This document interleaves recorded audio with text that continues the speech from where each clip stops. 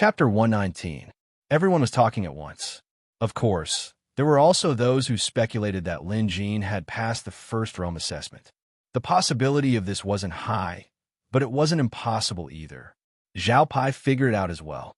He was obviously displeased. This was far from what he had expected, and he would have to pay quite a bit more spirit stones. His heart ached at the thought. That was more than 100 spirit stones. F***CK. When this kid comes out later, I'll make fun of him. Zhao Pai felt like he had suffered a loss. Holding back his anger, he waited for Lin Jin to come out so that he could vent it all out. He had been thinking about how he should say it. Time continued to pass. After another long wait.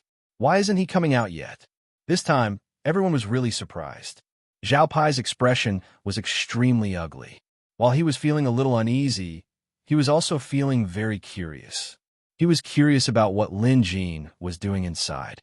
Did he really pass the assessment of the second realm of the blood contract? At this thought, Zhao Pai felt a wave of dizziness wash over him. If he had passed the second realm assessment, he would be qualified to attempt the third realm. Whether he succeeded or not, the fees for the assessment would be on Zhao Pai's tab. This was a huge loss for him. Zhao Pai was regretting his decision now. At the same time, he was still in disbelief. Even if Lin Jin was a beast appraiser, there was no way he could pass the second realm in just 2 days, right? Just then, the door to the evaluation room finally opened. Zhao Pai was excited, musing, "Finally, I'm out." Anger and grievance surged within him, and he was about to lash out.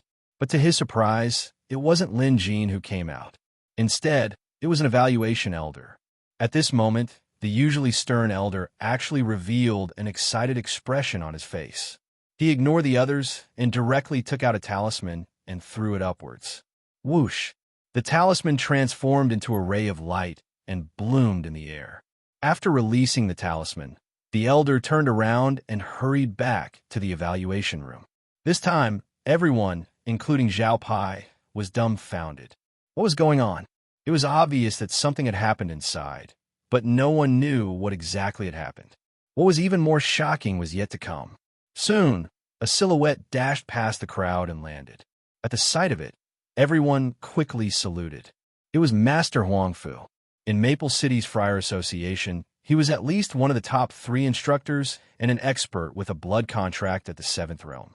In the Friar Association, one could become an assistant instructor upon reaching the 5th realm of their blood contract. Most instructors could only reach the 6th realm. Only a few, like Huangfu Ming and Yi Yuzhou, could reach the 7th realm. Without another word, Huangfu Ming immediately strode into the evaluation room. Everyone was discussing. Why did Mr. Huangfu come all of a sudden? Before he finished speaking, another expert flew over. And this time, there was more than one person. It's Instructor Luo Beihe and Mr. E. The disciples exclaimed again. Luo Beihe was a female instructor dressed in white with a cold expression. Mr. E, on the other hand, was dressed in a long black robe. His hair and beard were half white, and he had an elegant demeanor. Both of them had 6 blood cloud patterns on their clothes. Mr. North River. Mr. E took the initiative to salute. Luo Beihe nodded slightly and asked, "Didn't Mr. Yuzhou come?" Mr. E hurriedly said, "I heard that Mr. Yuzhou was in seclusion yesterday and probably had no time to come over." Luo Beihe nodded. A hint of delight could be seen in her eyes. Then, the two of them walked into the evaluation room one after the other. The disciples outside were as quiet as cicadas in winter. No one dared to make a sound. Following that, several more instructors from the Friar Association arrived. They were all in a hurry, and some even looked anxious, as if they were in a hurry to attend to urgent matters. Right, it was as if they were about to arrive at a restaurant, and the cafeteria was about to open. Everyone was fighting to be the first to eat. This was like seeing a ghost. Zhao Pai's forehead was already sweating. He wondered what was going on. Meanwhile, in the evaluation room, Lin Jin was in the middle of his evaluation. The place where he was standing was surrounded by 3 huge stone pillars. The stone pillars were covered with all kinds of runes and incantations, and it was obvious that the 3 stone pillars were quite old. Blood contract evaluation was simple. One only needed to stand in the middle of these three pillars, and an outsider would activate them. A special force field would be formed. Based on the activation of different runes on the pillars, the blood contract level would be evaluated at different levels. Now, half of the runes on the pillars were lit up. Not too far away, Huang Fuming, who had just arrived, was shocked. I didn't expect him to be able to last this long in a fourth realm blood contract force field. If everything goes according to plan, he only needs to hold on for a little longer to pass the fourth realm assessment. The other Friar Association instructors nodded in agreement. One of the elders in charge of evaluation said excitedly, "He's a good seedling. His first assessment is already at the fourth realm. How great will his achievements be in the future? More importantly, he doesn't have a mentor. We can't let a talent like this go to waste. He must have a mentor to guide him. That's why I've gathered all of you here." The elder revealed the reason. The other instructors agreed with him. Simultaneously, they turned to Lin Jin with burning gazes. Judging by the looks of it, there was a high chance that Lin Jin would pass the fourth realm assessment. In other words, he was at the fourth realm from the start. How many disciples in the association were at the fourth realm? Very few. There were only 3 of them. Even the so-called number 1 genius, Yang Jie, had to cultivate for several years. On the other hand, Zhang Xian was already at such a high starting point. If they could take him under their wing and guide him, not only would they be able to enjoy the glory, they would also be able to obtain great rewards. As an instructor, what could be more attractive than this? They were now rubbing their palms together, ready to snatch Lin Jin away, especially when they realized that Yi Yuzhou wasn't here. This was a great opportunity. Usually, more than half of the Friar Association's best disciples were under Yi Yuzhou's tutelage. It couldn't be helped. Old Man Ye's cultivation level was high, and his status and capabilities were there for all to see. They couldn't compete with him. However, as fate would have it, Old Man Ye had gone into seclusion. With this, they stood a better chance. Of course, other than Yi Yuzhou, there was another mountain in the association, and that was Huang Fuming. Yi Yuzhou was at the 8th realm, while Huang Fuming was slightly weaker at the 7th realm. However, Lu Yunhe was still stronger than them. Moreover, among Huang Fuming's disciples, Lu Yunhe was ranked in the top 3. Apart from that, there was no lack of good seedlings under him. Therefore, among them, Huang Fuming had the greatest competition. The crowd snuck glances at Huang Fuming, thinking that since they were going to compete with Mr. Huang Fu later, they would have to offer more benefits. However, they didn't know that Huang Fuming had already rejected Lin Jin once. Chapter 120. Huang Fuming was astounded as well. Back when he tested Lin Jin to join the association, he didn't expect this beast appraiser to be so ferocious. Truth be told, he regretted it a little. Should he have accepted Lin Jin back then? But on second thought, Huang Fuming had his own rules. He required his disciples to focus all their attention on cultivation, and they weren't allowed to be distracted. Lin Jin obviously couldn't do that. Hence, even though he was shocked by Lin Jin's blood contract realm assessment, Huang Fuming had to adhere to this rule. Other than that, Huang Fuming had a feeling. He might not be able to teach a disciple like Lin Jin. Therefore, he rushed over this time to confirm whether the evaluation elder was telling the truth or not.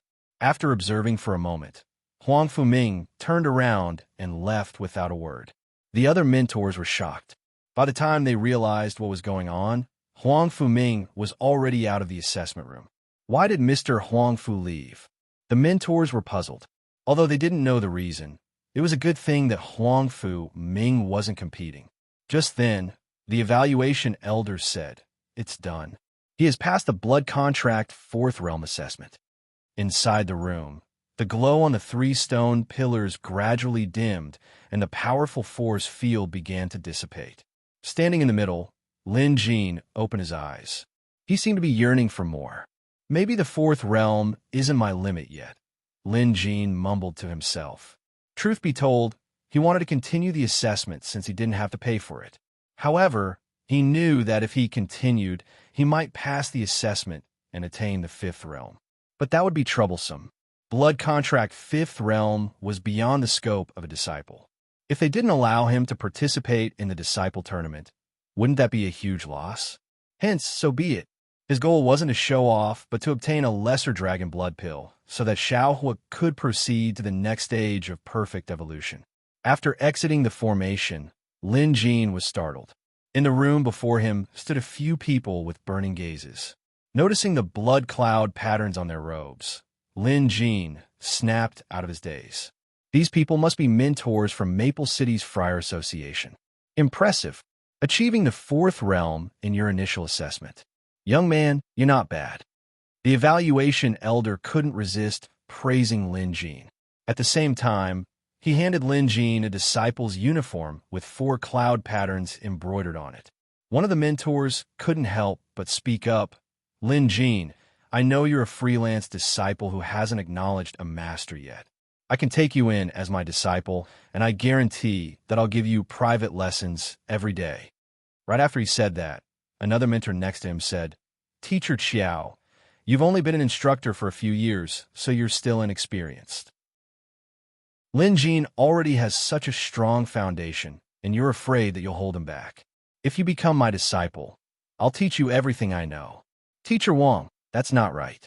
You can teach me everything you know, but I can't. Besides, qualifications have nothing to do with strength. If we're talking about teaching, you're not even as good as me. Mr. Qiao immediately retorted. Normally, the two of them wouldn't act like this. Today, they were fighting over talents, so neither of them would give way to the other. Mr. E shook his head helplessly. Everyone, we're all here for the same reason. Since ancient times, it's hard to come across a great teacher, and for the same reason, it's hard to find a good disciple.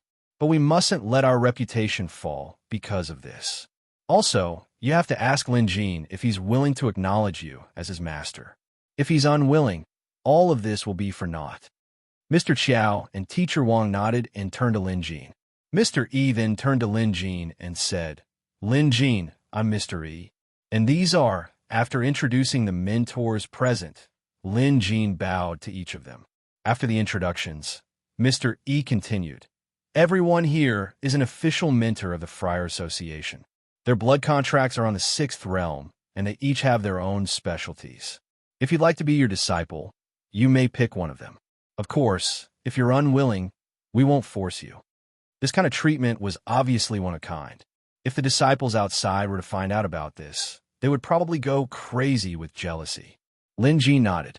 However, he really had no intention of acknowledging Mr. E as his master.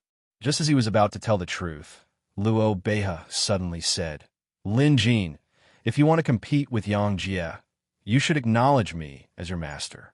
Otherwise, even if you're on the same 4th realm as him, you're still no match for him. Lin Jin didn't believe her.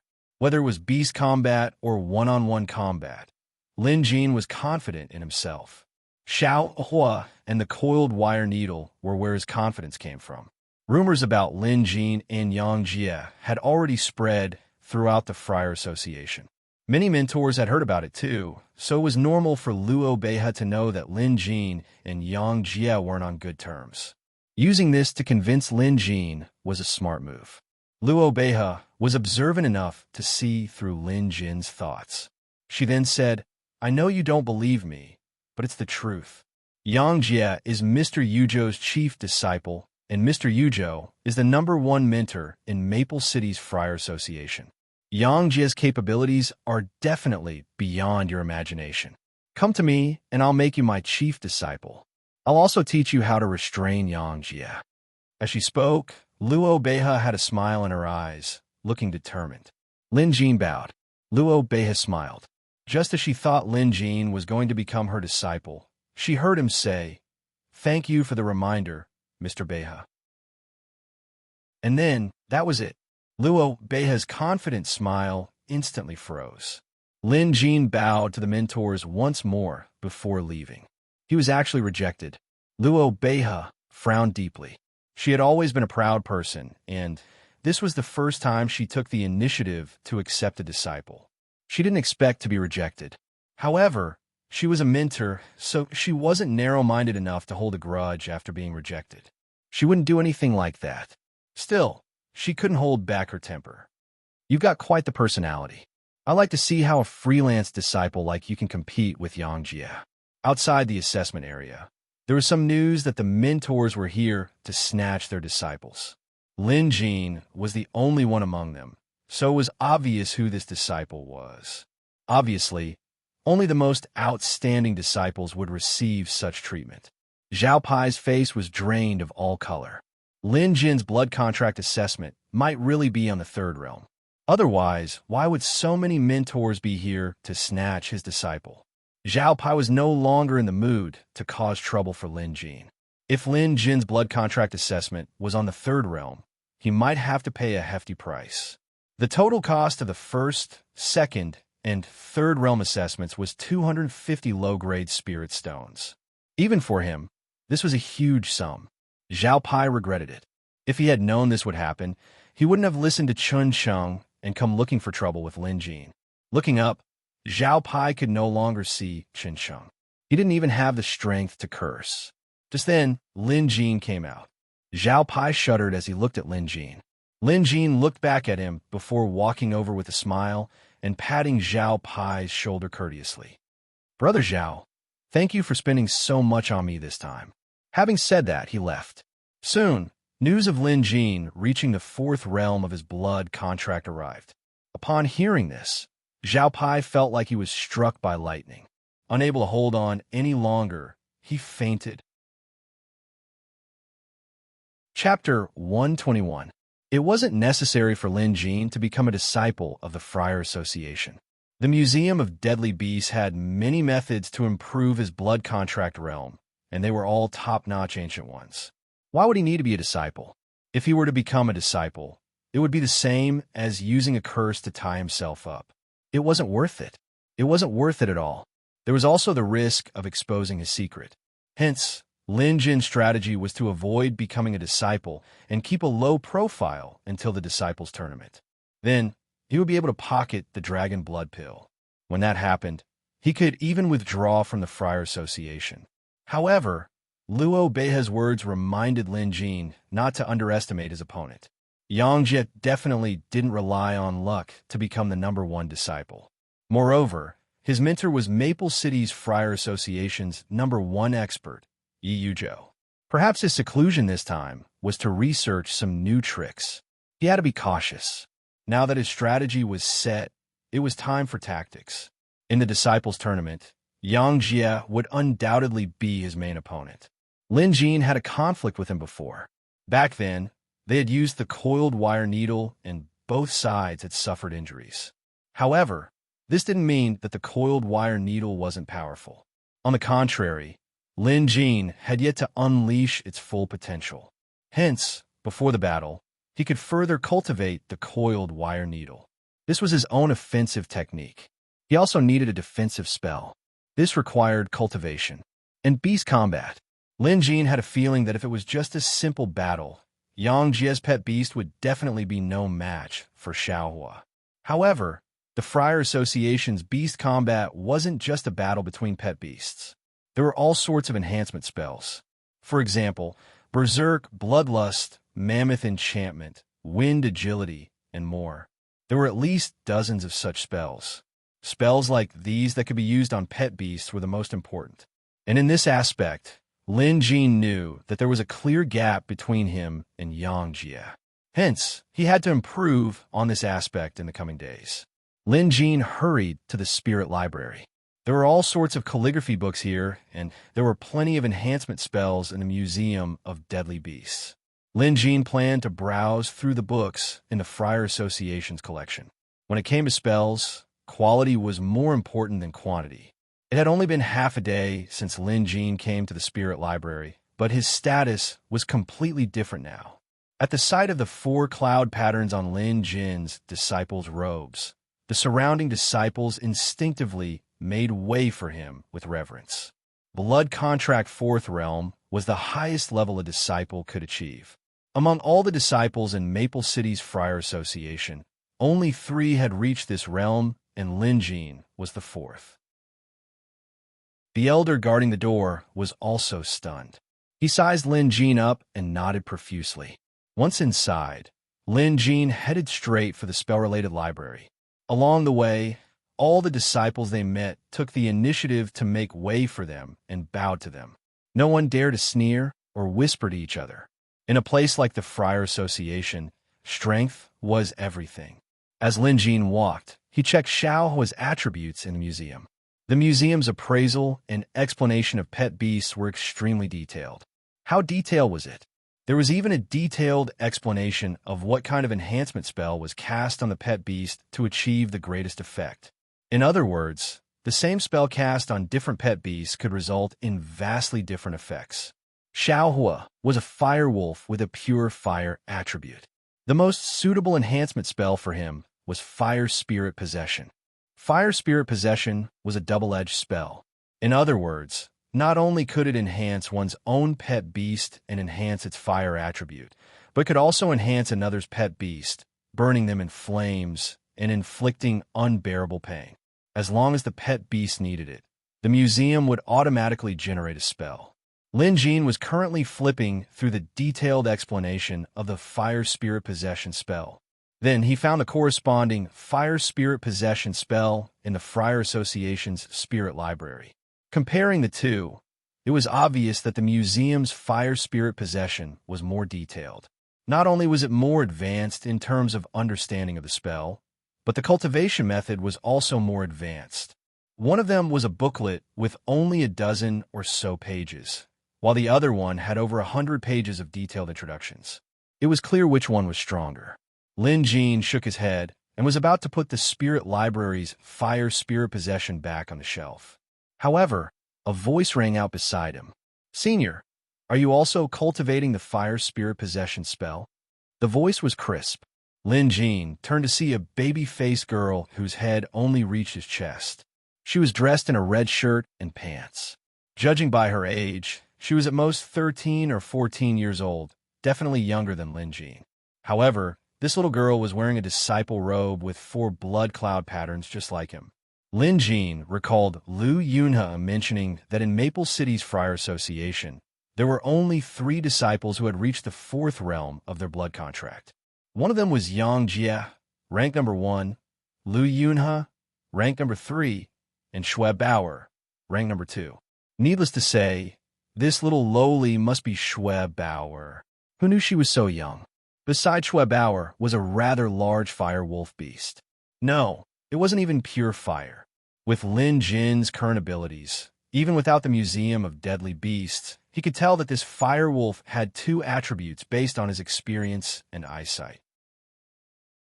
On the fire wolf's forehead, back, and 4 paws, instead of the red fur that represented fire, there was a greenish-white fur. An exotic fire wolf? Lin Jin's pupils dilated as he mumbled softly. Xue Bauer obviously heard him and was immediately surprised. "Senior, how did you know?" "Only my teacher and I know about my little blue's attributes. She didn't ask me to say anything, so no one else should know." Lin Jin smiled. Others might not be able to tell and would just think that this was a mixed-breed fire wolf, but Lin Jin couldn't hide it from him. He reached out to touch the pet beast's head. To Xue Bauer's surprise, he rubbed the exotic fire wolf's head. The latter obediently rubbed its head, seemingly enjoying it. At this sight, Xue Bauer was filled with admiration. "Senior, how did you do it?" "Other than me. Little Blue won't even let my teacher touch it." Lin Jin stared at this rare beast recorded in the Museum of Deadly Beasts with mixed feelings. Why wasn't such a powerful pet beastess? They were both fire wolves, but Xiao Hua and Little Blue couldn't even be mentioned in the same breath. Rank 2 pet beast, exotic fire wolf. Fire, exotic fire, green flame, dual attribute. Potential rate 3. There are 2 perfect evolution methods and 2 pure green flame strengthening methods. Li Yimu muttered. Chapter 122. Lin Jin was completely dumbfounded by this exotic fire wolf. This exotic fire wolf wasn't at its strongest yet. If Lin Jin were to take it, he could find a way to evolve its dual attributes into pure fire attributes. Sometimes a pure fire attribute was very ordinary, while dual attributes were very strong. But sometimes the situation was reversed, and dual attributes became a disadvantage. Take this exotic fire wolf, for example. Both of its attributes were fire, but one of them was stronger, belonging to the exotic fire attribute. If he could wash it into a pure green flame attribute, then this exotic fire wolf would probably be invincible. Lin Jin's hands were trembling. If this exotic fire wolf was his, Lin Jin started fantasizing. Schweb Bauer's voice pulled him out of his unrealistic fantasies. Senior, Shao Qing was very fierce earlier. How did you do it? Schweb Bauer looked at Lin Jin expectantly. Lin Jin snapped out of his daze and lifted his friar's outer robe to reveal the two-ringed beast emblem on his sleeve. Schweb Bauer's eyes seemed to be sparkling. Senior, you're a rank 2 beast appraiser? That's amazing. It could be seen that her praise was sincere and not the slightest bit pretentious. She gave off the impression that she was just a child. Senior, what's your name? Senior, how did you pass the rank 2 beast appraiser exam? Senior, why haven't I seen you before? Only Senior Yang and Senior Liu were at the 4th realm of their blood contracts. Senior Martial Brother, can you tell me more about fire spirit possession? There's a lot I don't understand. Senior, by the time Lin Jin came back to his senses, it was already too late. He realized that he was being pestered by Schweb Bauer. Schweb Bauer was also very talkative. Before Lin Jin could react, she had already fired off a barrage of questions. Lin Jin felt a headache coming on, but he answered them one by one. I'm Lin Jin. I'm a rank 2 beast appraiser from the Beast Appraisal Association. You haven't seen me before because I just joined the Friar Association yesterday. Today is the first day of assessment, and I've reached the 4th realm of my blood contract. As for the fire spirit possession, is there anything you don't understand? Schweber immediately flipped open the fire spirit possession book and really started to ask for guidance. It says that there are several types of fire spirit buffs, but it only mentions flame entanglement. What are the other types? Also, when you were forming the hand seals, you said to use the distant fire art at the beginning, but why did you say to use the dry fire art later on? When I used it, it wasn't as powerful as I imagined it to be. The improvement was also very limited. Why is that? Schweb Bauer's face was full of thirst for knowledge. She threw out 7 or 8 questions, and every one of them was very difficult. No ordinary person could answer them. Many disciples saw this and quickly took a few steps back, casting pitying glances at Lin Jin. He's actually being pestered by Bauer. He's finished. That's right. Bauer is famous for being difficult to deal with. She's a spell fanatic, and she's obsessed with studying spells. Whenever she sees a new face, she'll definitely ask for guidance. If you can't answer, she'll look down on you and ignore you. Some people think they're better than others, but in the end, they crumble under her questions, never to recover. I heard that even Senior Brother Yang and Senior Brother Liu take a detour when they see Bao. Lin Jin obviously had no idea what the people around him were thinking. When he heard Schweb Bauer's questions, he was stunned. Despite Schweb Bauer's young age, the questions she asked were all very important. They were content that wasn't included in the Spirit Library's Fire Spirit Possession Manual. But coincidentally, the answers to most of these questions could be found in the Museum of Deadly Beasts Fire Spirit Possession Manual. Since she had asked, Lin Jin figured he might as well answer her questions. And so, he sat down and answered each of her questions. The crowd was waiting for Lin Jin to crumble. But not only did he not, he even sat down and began explaining to Schweb Bauer in a serious manner. Oh my God, am I seeing things? He actually dares to explain spells to Schweb Bauer. This Lin guy has a death wish. He can't blame anyone else. If he had said he didn't know from the start, Schweb Bauer, I might have lost interest and let him go. But now that he's taking the initiative to explain, I can already foresee him crumbling. Even most of the association's mentors wouldn't dare to explain spells to the spell fanatic Bauer. To these disciples, the little lowly was no different from a ferocious beast in a lowly's clothing. They shouldn't provoke her. If they couldn't escape and got entangled, the first thing they should do was say, I don't know. That was the only way to behave. They knew that Schweb Bauer's questions were extremely tricky. Most people wouldn't be able to answer them. If they tried to act cool by answering, They would definitely be exposed by this knowledgeable lass and embarrass themselves. However, what happened next baffled the crowd. Lin Jean kept explaining while Shui Bauer listened attentively. She would even nod from time to time with an excited look on her face and her eyes glowing. She was clearly delighted. Shui Bauer actually didn't find anything wrong with his answers. Everyone had the same thought in mind. Lin Jean continued explaining. Regarding the spell, he first said to use the firelight spell, but then he said to use the dry firelight spell. This is because the person who wrote the fire spirit possession didn't explain it clearly. Or rather, he neglected a crucial point. The spell must be compatible with the caster's attribute. I think he only wrote it this way because he read it in some ancient books. He didn't study in detail and just copied it down. In fact, the fire spirit possession could be performed entirely with the firelight spell, but that would greatly reduce the power of the spell unless the caster is of the fire attribute. If not, he would have to change the spell to match his own attribute to attract the correct fire spirit. Take you, for example. You're of the thunder attribute. To attract fire, you should use the racing formula. Shui Bauer was enlightened. She nodded profusely as she listened, admiration written all over her face. Lin Jean obviously wouldn't have been able to answer these questions with his own knowledge. Fortunately, the museum's fire spirit possession provided detailed explanations. Now that he was reading it out loud, it wasn't too difficult. Lin Jean answered the next few questions perfectly.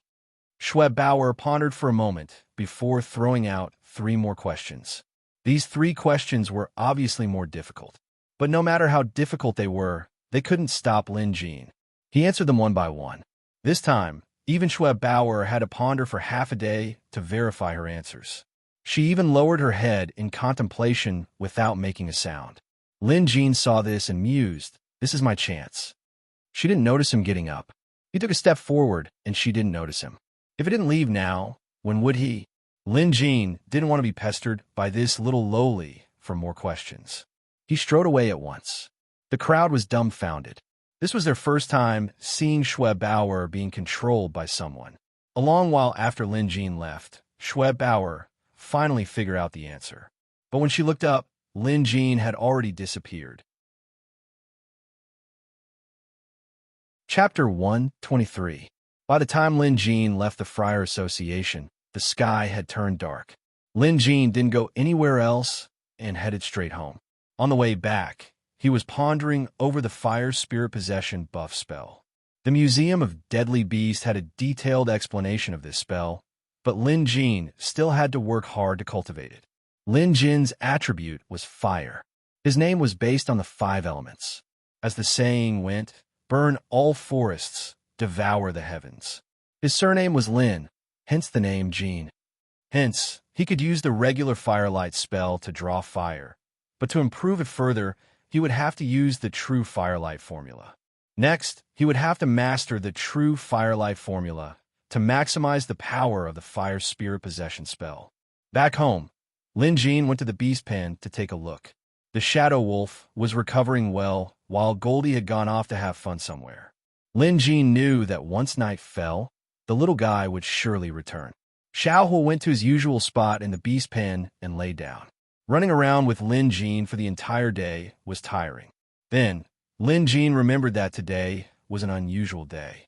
7 days ago, the visitation hall of the Museum of Deadly Beasts was opened. According to the rules, the visitation hall would be open again today. Lin Jean checked the number of beasts recorded in the museum. The total number was in the hundreds, and there were more than 60 rare beasts. If he recorded more than 100 rare beasts, he would be able to obtain Part 3 of the beast crafting technique. Lin Jean felt that the benefits of the visitation hall weren't just limited to recording rare beasts.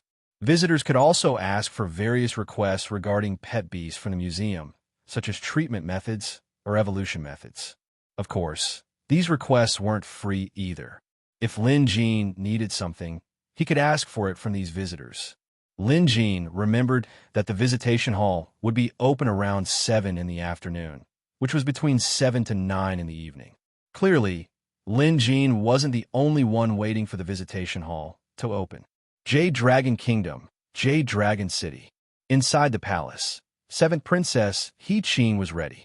Her pet beast, the tetra-winged butterfly dragon, had evolved into rank 3. 3 days ago, she had gathered enough materials for her advancement and tried it out according to the method given by the curator. At the time, He Qing wasn't fully confident. No one knew if the mysterious curator's advancement method was effective or not. In the end, he actually succeeded. He Qing remembered clearly that when her pet beast evolved, the others were immediately alerted. In the end, even her father, the current emperor of Jade Dragon Kingdom, came down personally. After getting a few beast appraisers from the Beast Appraisal Association headquarters to confirm the authenticity, they were shocked. Under normal circumstances, He Qing's tetra-winged butterfly dragon shouldn't have been able to evolve so quickly. The experienced beast appraisers of the Beast Appraisal Association were certain of this. Therefore, this unexpected situation naturally made them curious. However, He Qing did not mention anything about the curator. This was the rule that the curator had set for her. She was not to speak of the visitation hall to anyone. After knowing that the curator was very powerful, He Qing naturally wouldn't say anything. Hence, she was looking forward to entering the visitation hall for the second time. She had many questions about pet beasts. Black Crow and the other visitor back then, Phantom Thief Jiang Ziki, were also looking forward to it. All of them had a favor to ask of the curator. These 7 days were torture for them. Finally, amidst the anxious wait, it was time for the visitation hall to open. On a deserted mountain peak, Black Crow gripped the visitor token in his hand. He could feel a wave of heat emitting from it. He knew it had begun. The Black Falcon transformed into his crow form and perched on Black Crow's shoulder. As the heat from the wooden token intensified, a gap appeared out of thin air in front of them. It was like a door that connected to another place. When Black Crow saw this, he grabbed a large bag beside him and stepped into it without hesitation. It was the same dark space and the same wooden door. Impatiently, Black Crow pushed the door open and walked in. He was the first person to enter the visitation hall. Almost at the same time as him was Phantom Thief Jiang Ziki. This time, Jiang Ziki didn't conceal himself, but he was still wearing the same clothes that covered his entire body, making it impossible to see his face. Seeing Black Crow, Jiang Ziki merely nodded slightly. So did Black Crow. In the outside world, he was a murderous expert with a rank 4 pet beast who could do whatever he wanted. But in the visitation hall, he behaved himself. Even now, he still couldn't forget the shock curator gave him last time. The third person to open the wooden door was He Qing. When she entered, Black Crow and Jiang Ziki immediately turned to look at her. They weren't looking at He Qing, but her pet beast, the tetra-winged butterfly dragon. There was a huge difference between a rank 3 and a rank 2 pet beast. Neither Black Crow nor Jiang Ziki were ordinary people, so they knew basic beast appraising techniques. Moreover, He Qing didn't intentionally conceal her pet beast strength. Hence, with just a glance, Black Crow and Jiang Ziki could confirm that this tetra-winged butterfly dragon had evolved into rank 3. At this sight, both men gasped. At the same time, they were filled with anticipation. Intense anticipation. They knew very well that the last time they saw the tetra-winged butterfly dragon, this pet beast was only rank 2. Although this pet beast had extraordinary potential and an extraordinary bloodline, it was impossible for it to evolve in a short period of time.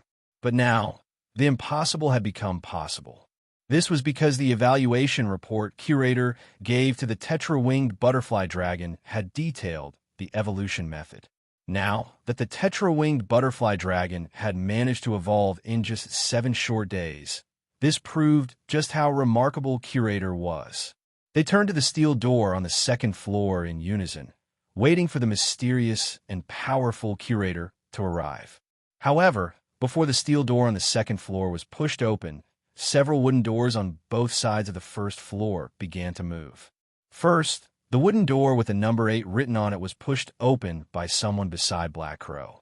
A Tyrannosaurus poked its head out. It was a Tyrannosaurus with a sturdy hide, a large head, and a pair of fierce and cruel eyes. A rank 3 Tyrannosaurus. As an expert, Black Crow could tell the Tyrannosaurus's rank at a glance. Following the Tyrannosaurus was an elderly man with his hands behind his back. This elderly man wasn't tall, but his hair was loose. He had an imposing aura and an arrogant look on his face, as if he didn't care about anyone. Experts with rank 3 pet beasts were usually a little arrogant. This was to be expected.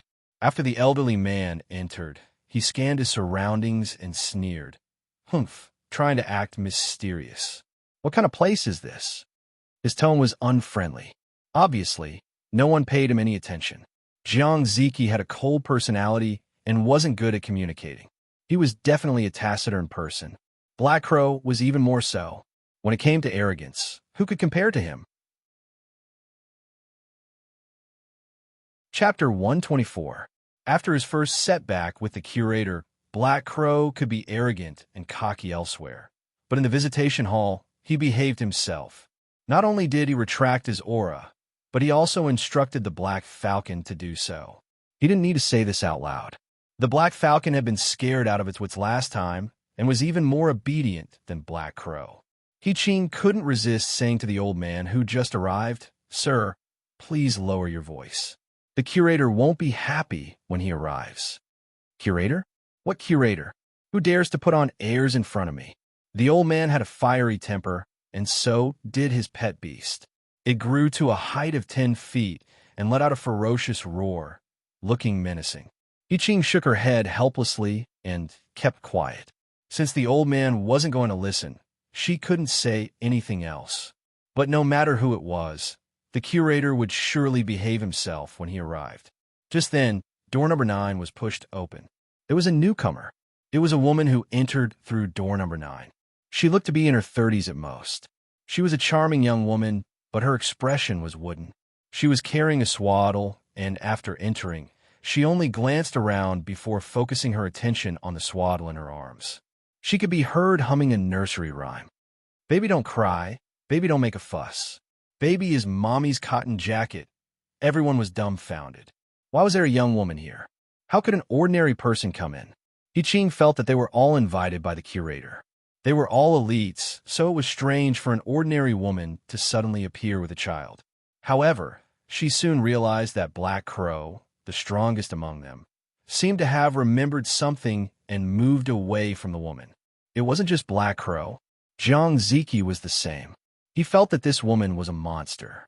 Only the Tyrannosaurus old man who entered through door number 8 shouted, "What's going on? You even brought a woman with a child. Are you all mute? I'm asking you a question."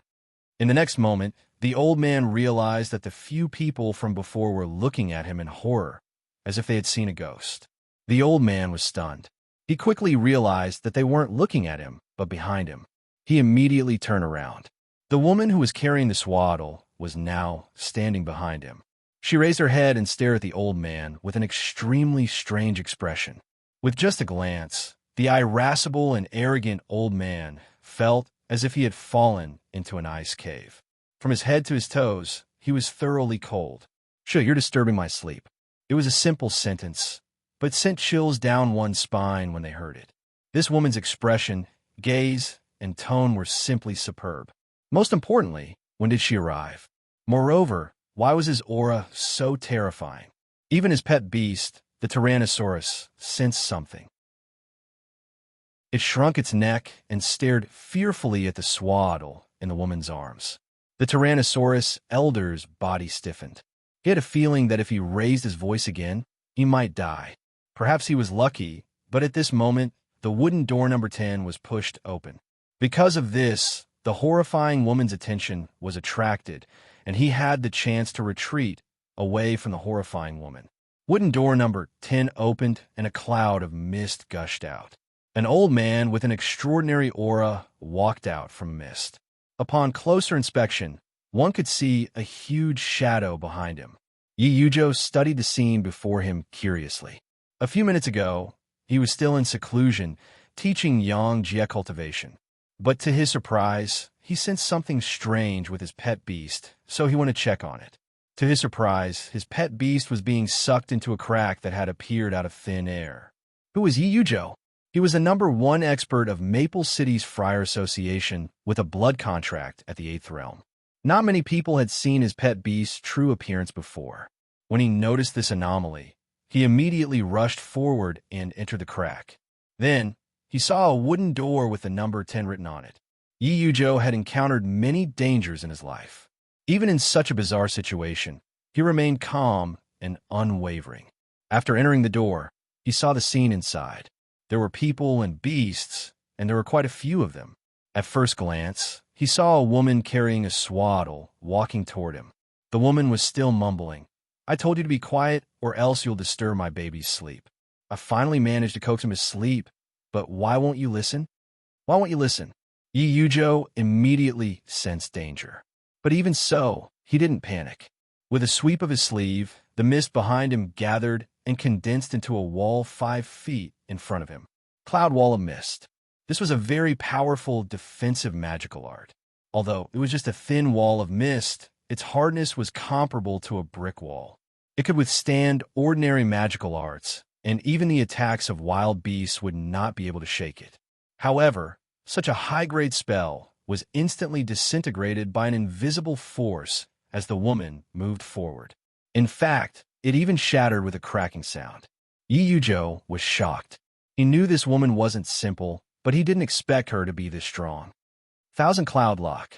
He moved even faster, raising his hands to form a seal. His movements were as smooth as flowing water. The mist behind him flew out like snakes and arrows, locking the woman's limbs in place in the blink of an eye. It was as if he had the strength of 1,000 caddies, dragging her down and slowing her down. The woman's body froze for a moment. Then, her expression twisted. It was as if she was still a person 1 second ago, but in the next, she had turned into a malevolent demon. Not only that, but a strange baby cry came from the swaddle in her arms. Wah, wah. Those who heard this sound all felt dizzy and nauseous. The next moment, there was a loud snap. The cloud lock was broken. Yi Yujo was furious. Oomph. Where did this evil creature come from? I won't tolerate your arrogance. After saying that, Yi Yujo decided to get serious. In the clouds behind him, the black shadow started to become clear. At this time, it could already be seen that it was a flood dragon. Its figure changed and merged with the water vapor in the clouds. At this moment, Yi Yujo's aura also skyrocketed. His clothes fluttered even though there was no wind. With a wave of his sleeve, the flood dragon behind him spewed out water vapor. The water vapor condensed into swords. In the blink of an eye, there were dozens of water vapor swords floating in the air. Black Crow's eyes narrowed as he mumbled to himself. This visitation hall sure is impressive. To think they have such a powerful guest. Not only does she have a rank 4 pet beast, her cultivation level is also higher than mine. But against Madame Ghostchild, my chances aren't high. Clearly, Black Crow knew where that strange woman came from. People like Black Crow, who grew up in a special circle, knew of many crooked experts because he himself was the infamous Black Feather Reaper. However, crooked experts were also divided into different ranks. Madame Ghostchild's status in the crooked underworld was above his. Chapter 125. Among the new tenants this time, 2 were stronger than Black Crow. As for that Tyrannosaurus old man, he was just a joke. If it weren't for visitor number 10, this ignorant old man would have died 8 times over. Even now, Black Crow was on guard. If visitor number 10 couldn't hold off Madame Ghostchild, he planned to open the door and leave immediately. There was something Black Crow really wanted to know. If the almighty curator were to face the terrifying Madame Ghostchild, who would emerge victorious? Madame Ghostchild had many frightening legends in the community of villainous experts. For example, she once chased after a villainous expert for speaking too loudly in front of her.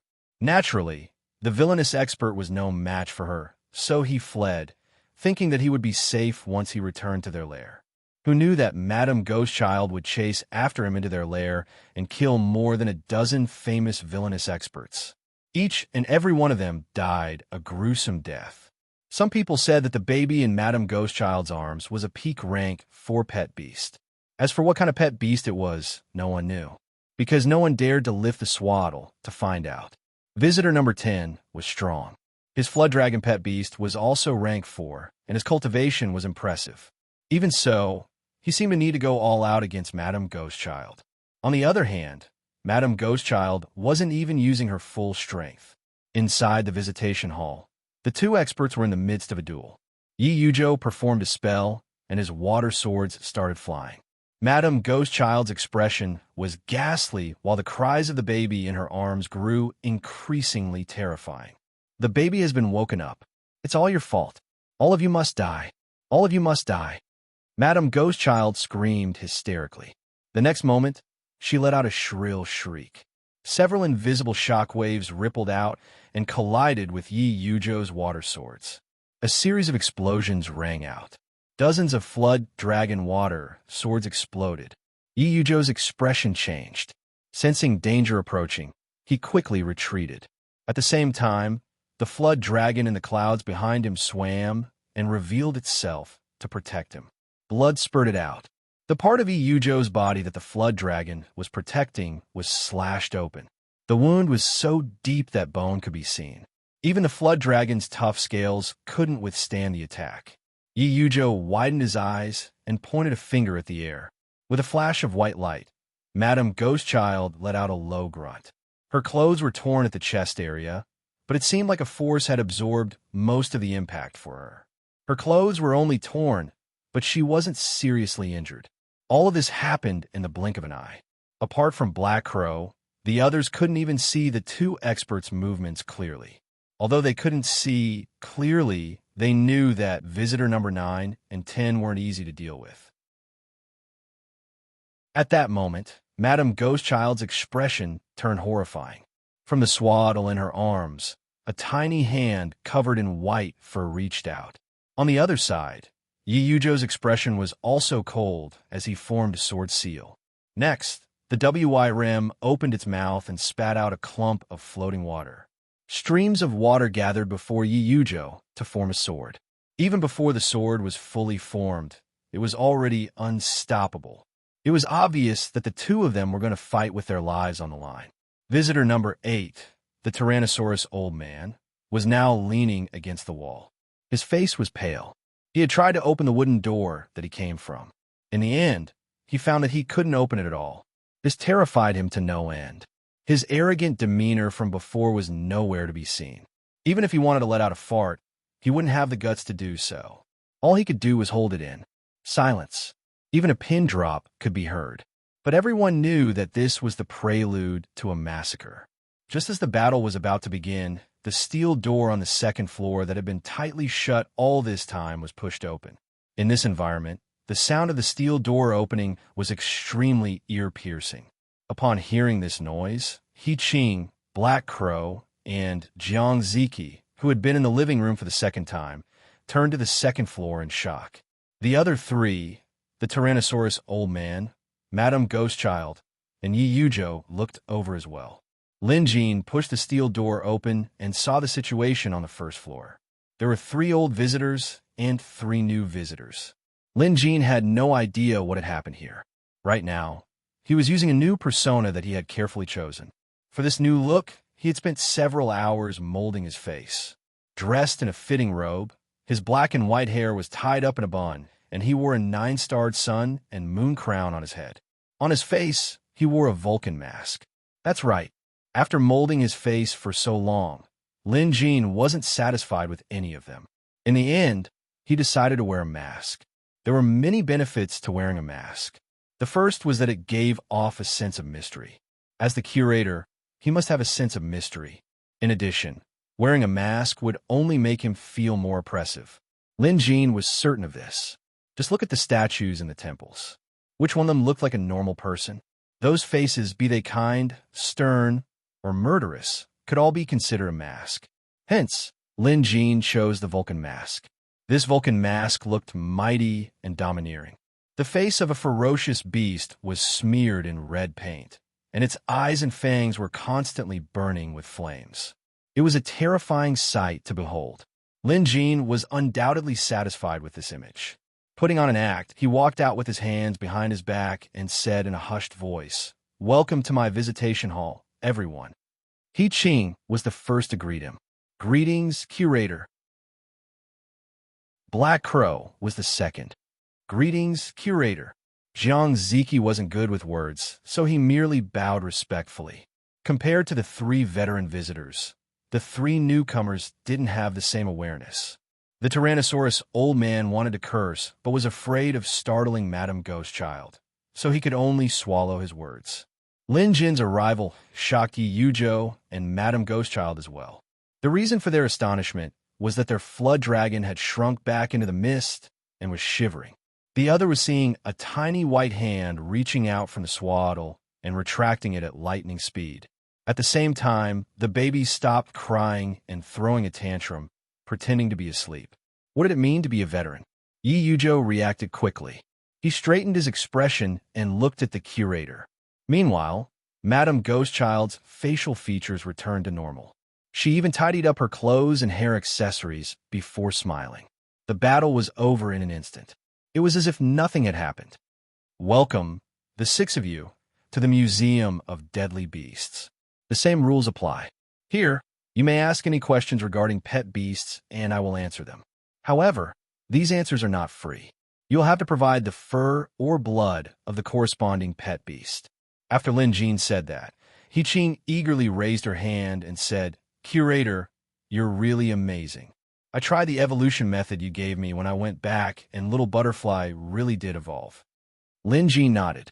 Lin Jin had already noticed the tetra-winged butterfly dragon beside He Qing. That's normal. There's no way it wouldn't succeed after using the evolution method I taught you. There was an undeniable arrogance in his voice. I still have something to ask you, Curator, He Qing continued. As she spoke, she took out a small bag from her pocket. Opening it, Lin Jin could see the feathers and scales of at least a dozen different pet beasts. Chapter 126. Lin Jin had the highest authority in the visitation hall. With a swipe of his hand, the items in He Qing's bag flew into Lin Jin's hand. Touching it, Lin Jin was overjoyed. This girl had given him more than 10 types of rare beasts in one go. This would obviously help Lin Jin in his mission. There are 16 types in total. Ask away if you have any questions. Lin Jin was straightforward. He Qing was clearly hesitant, but she still asked, Curator, if someone is plagued by a bestial soul curse and is enduring torture, is there a way to break the curse? This question was related to beasts, and Lin Jin knew quite a bit about curses. That depends on the specific situation. Even if it's a beast soul curse, there are different levels. The simple ones can be removed with a single move. If it's a bit more troublesome, you'll need to take it slow and steady. But it'll eventually be resolved. However, you must bring me the cursed person's blood. Otherwise, I won't be able to determine the exact situation. Lin Jin answered honestly. He Qing nodded. Clearly, she wasn't the cursed person, and she didn't bring the victim's blood this time.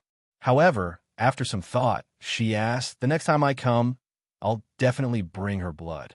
Is there a way to alleviate the pain? There were many ways to alleviate a bestial soul curse. Lin Jin wrote down a general method and tossed it to He Qing. She thanked him profusely and retreated. Unable to resist, Black Crow stepped forward. I've offended you last time, Curator. This time, I've gathered enough rare beast pelts and blood to offer to you, Curator. Having said that, Black Crow took out a large bag. When Black Crow asked about the Black Falcon's evolution method, Lin Jin didn't answer him. Instead, he asked Black Crow to gather at least 20 types of rare beast materials. This time, Black Crow brought more than 20 types of materials. Lin Jin reached out and took them for a look. 36 types. With that, the Museum of Deadly Beasts recorded more than 100 rare beasts. At the same time, Lin Jin received the corresponding reward. Beast Energy Formation, Part 3. This was much earlier than Lin Jin had expected. Of course, this was a good thing. According to the museum's detailed explanation of the Beast Energy Formation, Part 3 was an extremely important part. It was the advanced part, and upon completion, the pet beast could evolve by 1 level. In other words, Xiaohua could use Part 3 of the Beast Energy Formation to evolve into a Rank 4 pet beast. It wasn't just Xiaohua. The same went for other pet beasts as well. In a great mood, Lin Jin tossed out an evaluation report. Black Crow's eyes lit up. He immediately took it and flipped it open. He was so immersed in it that his hands were trembling with excitement. Jiang Ziki stepped forward and bowed. He took out a large scale and offered it with both hands. Lin Jin picked it up to have a look and was shocked as well. Ancestor lizard bloodline and a rank 4 ownerless pet beast. Looks like this Jiang Ziki isn't an average person, Lin Jin mused. Then, he wrote down the corresponding treatment method and tossed it over. To Lin Jin, there was more than one treatment method for a pet beast's illness that no one else could cure. Seeing how the curator wrote down the evaluation report without hesitation, Jiang Ziki began to suspect if the man was just brushing him off. After all, Jiang Ziki had spent a lot of effort and energy to save the lizard ancestor. After reading the evaluation report, Jiang Ziki was dumbfounded. He knew a thing or two about the art of diagnosing beasts, but the treatment method written by the curator was something he couldn't understand at all. However, the curator's description of the illness was accurate. Just this point alone was impressive. Just one scale was enough to make him feel like he was looking at the lizard ancestor with his own eyes. He could even write down the lizard ancestor's physique, appearance, and other characteristics. The curator was amazing. To be able to understand the illness so well, this treatment method couldn't be fake. The three of them had already been here once, so they felt like they were familiar with the place. Compared to them, the other three who had come here for the first time were at a loss. Number 8, the Tyrannosaurus old man didn't say a word. He merely narrowed his eyes, as if he was calculating something. Madame Ghostchild number 9 had now reverted to her normal appearance, as if she wasn't the one who had revealed her demonic appearance earlier. Madame Ghostchild was now staring at the curator on the second floor curiously. After a while, she asked, "I'd like to ask, how does curator make my baby sleep? It's usually difficult for me to coax him to sleep." After Lin Jin arrived, he noticed the 3 new visitors. It was easy to tell how strong they were. Number 8 could only be considered average, but having a rank 3 pet beast meant that he wasn't weak either. And the most terrifying of them all was probably visitor number 9. Lin Jin couldn't tell what pet beast she was using. The baby this woman was referring to must be the thing she was hugging. However, Lin Jin had a good look at what was inside, so he knew it wasn't anything good. "What are you carrying in your arms?" Lin Jin asked. "Baby." The woman looked at it lovingly. "Can I take a look?" Lin Jin asked again.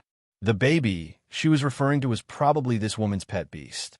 However, because it was wrapped up tightly, he couldn't tell what it was.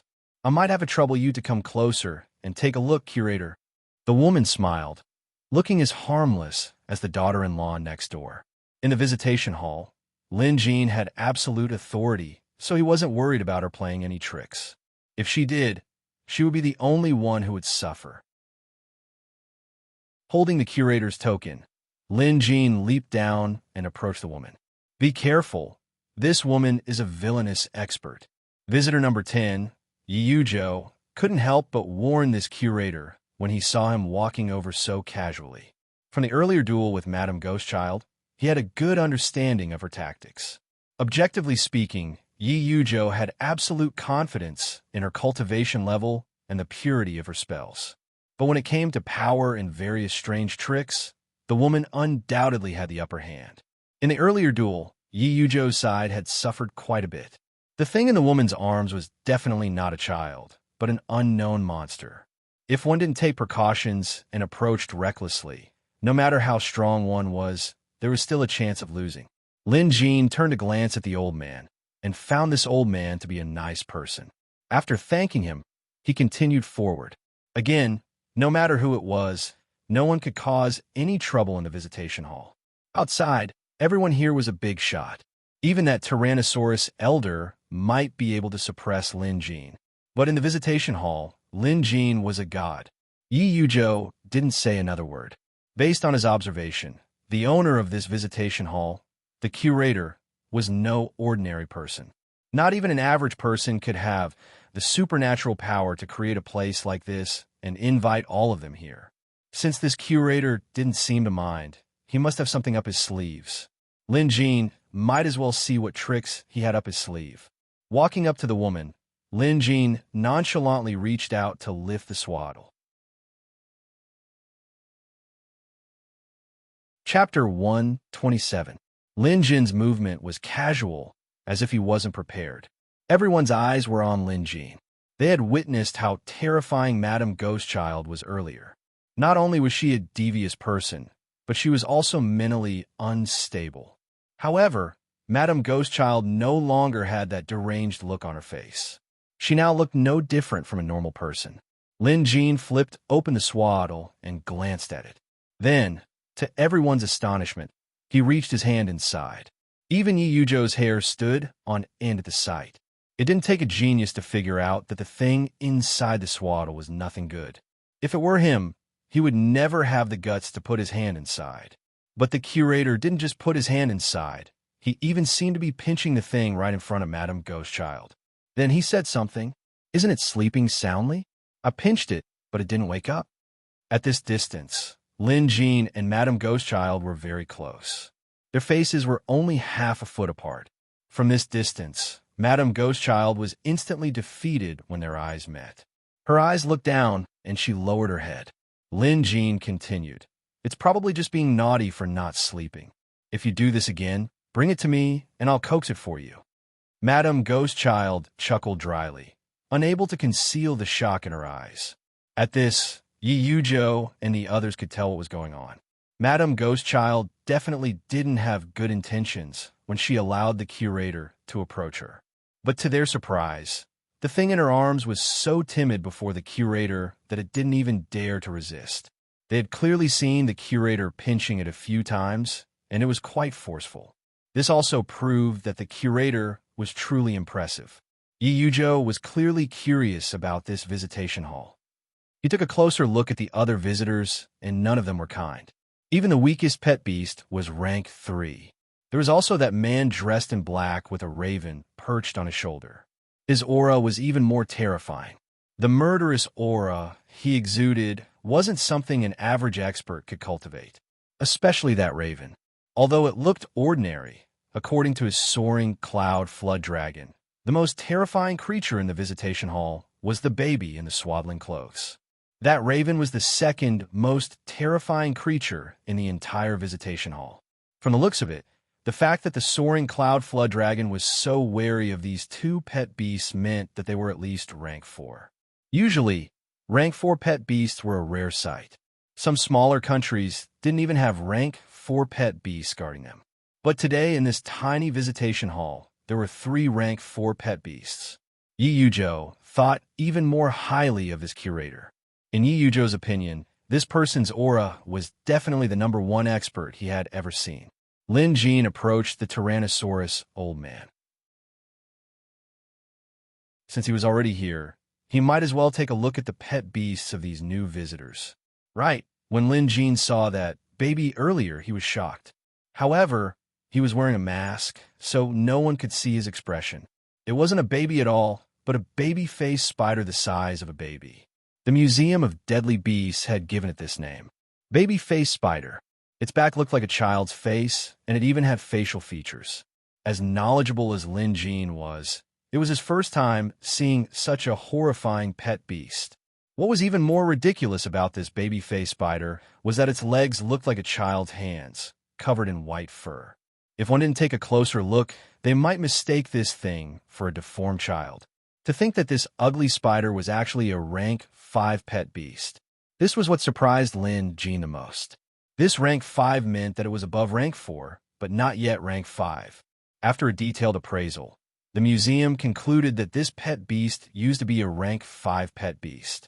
However, due to its severe injuries, its rank had fallen, which was why it was in such a mediocre state. In other words, despite its frightening appearance, this creature was actually quite pitiful. It was heavily injured, and under normal circumstances, there was no way for it to recover. Of course, this was under normal circumstances. If Lin Jin was willing to treat it, it could be cured.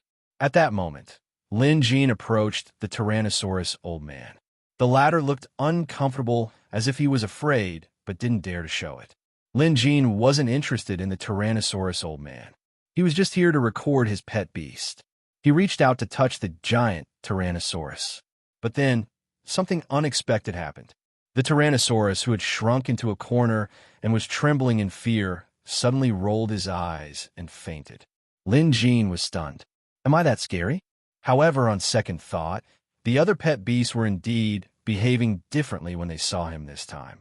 Even the tetra-winged butterfly dragon and the black falcon that he had met before were shrinking into a ball, clearly fearful of him. But it wasn't like this last time. Lin Jin knew that something must be different this time compared to last time. A mask? After a long while, Lin Jin finally figured out. Last time, he wasn't wearing a mask. When the others saw his face, it was a cloud of mist. But this time, he specifically used the Vulcan mask provided by the visitation hall for Curator. That was why these pet beasts behave this way. In other words, the mask provided by the visitation hall wasn't just used to hide one's face. It also had the power to intimidate pet beasts. Glancing at the collapsed Tyrannosaurus, Lin Jin patted it lightly. Then, he turned to the frozen Tyrannosaurus old man and said, "He'll wake up after I hit his wheeling point." That's the spot. Lin Jin pointed before getting up and walking over to Yiyujo. Yiyujo's pet beast was visibly agitated. Yiyujo had clearly witnessed everything that happened earlier. The shock he felt was indescribable. As he watched the Curator approach, this expert with a blood contract on the 8th realm and a rank 4 pet beast started to panic. The Curator's menacing mask with flames on it was indeed frightening. He was currently considering whether he should stop him. Based on what he saw earlier, this mysterious Curator was incredibly powerful. His rank 4 pet beast was no different from a frightened quail before him. Even now, Yiyujo could feel his soaring cloud flood dragon's fear. In other words, even if Yiyujo wanted to stop him, he wouldn't have the ability to. Moreover, the Curator didn't seem to have any ill intentions.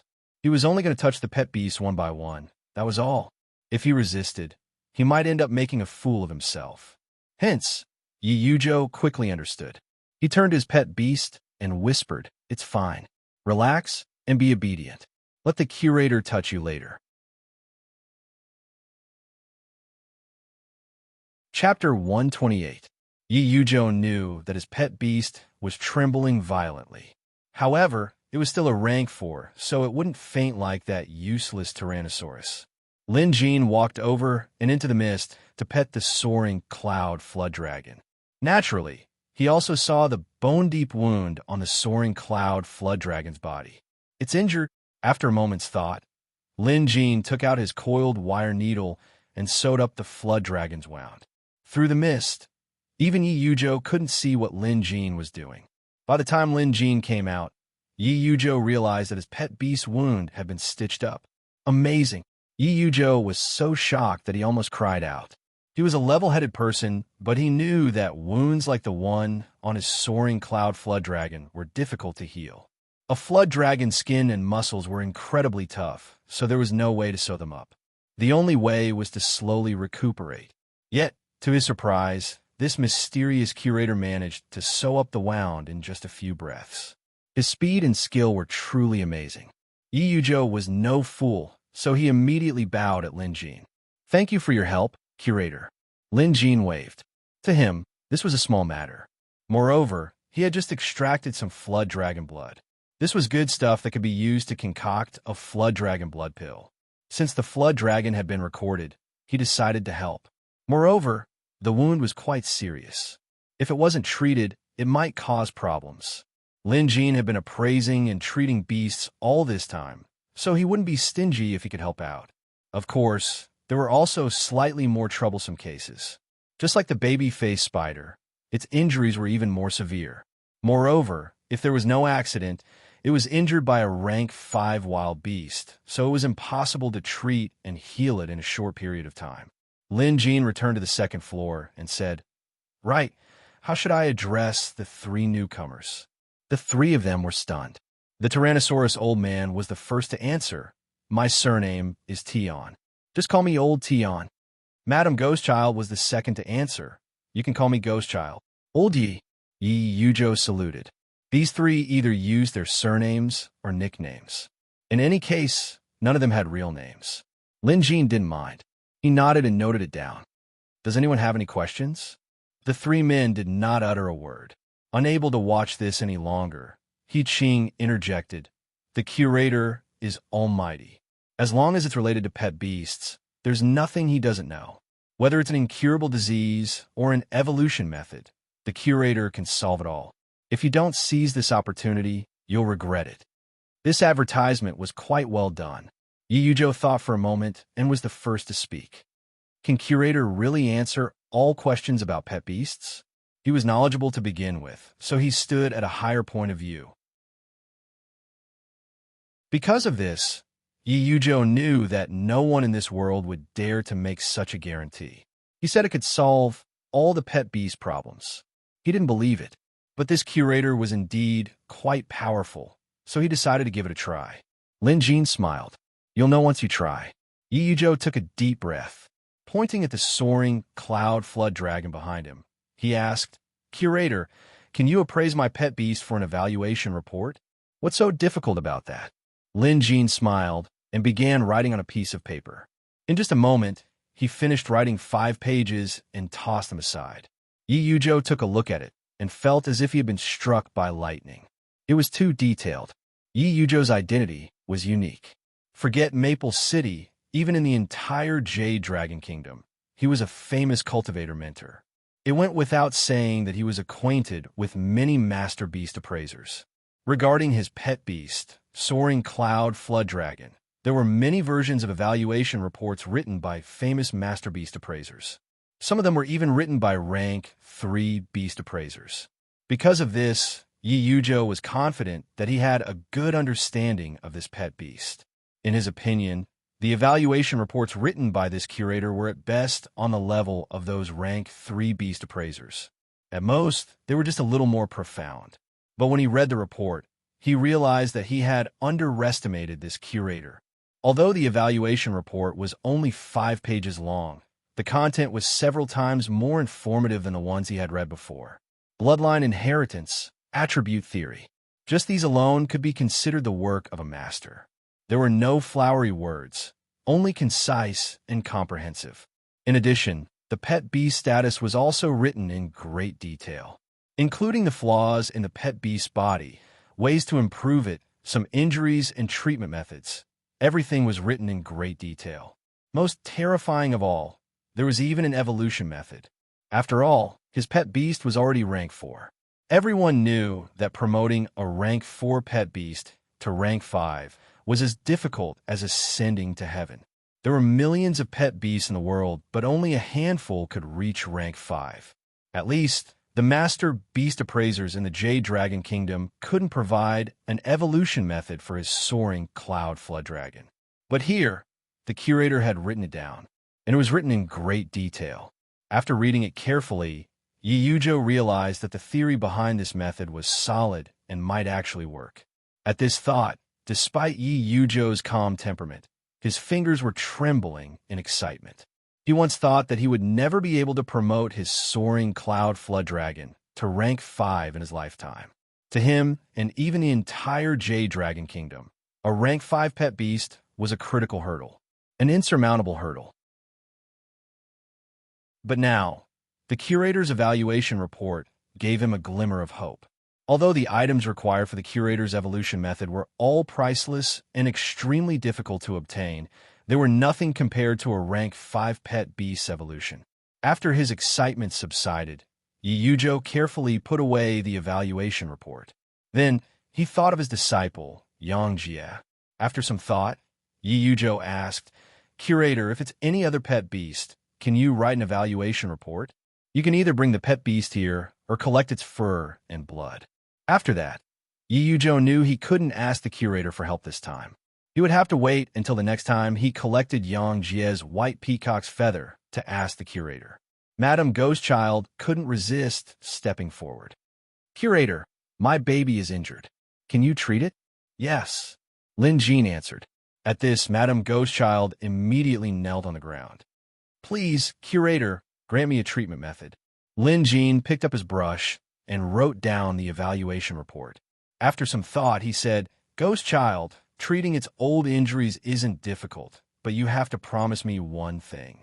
Madame Ghostchild quickly said, Curator, as long as you can treat my baby, I'll agree to anything. Lin Jean waved his hand. It's nothing difficult.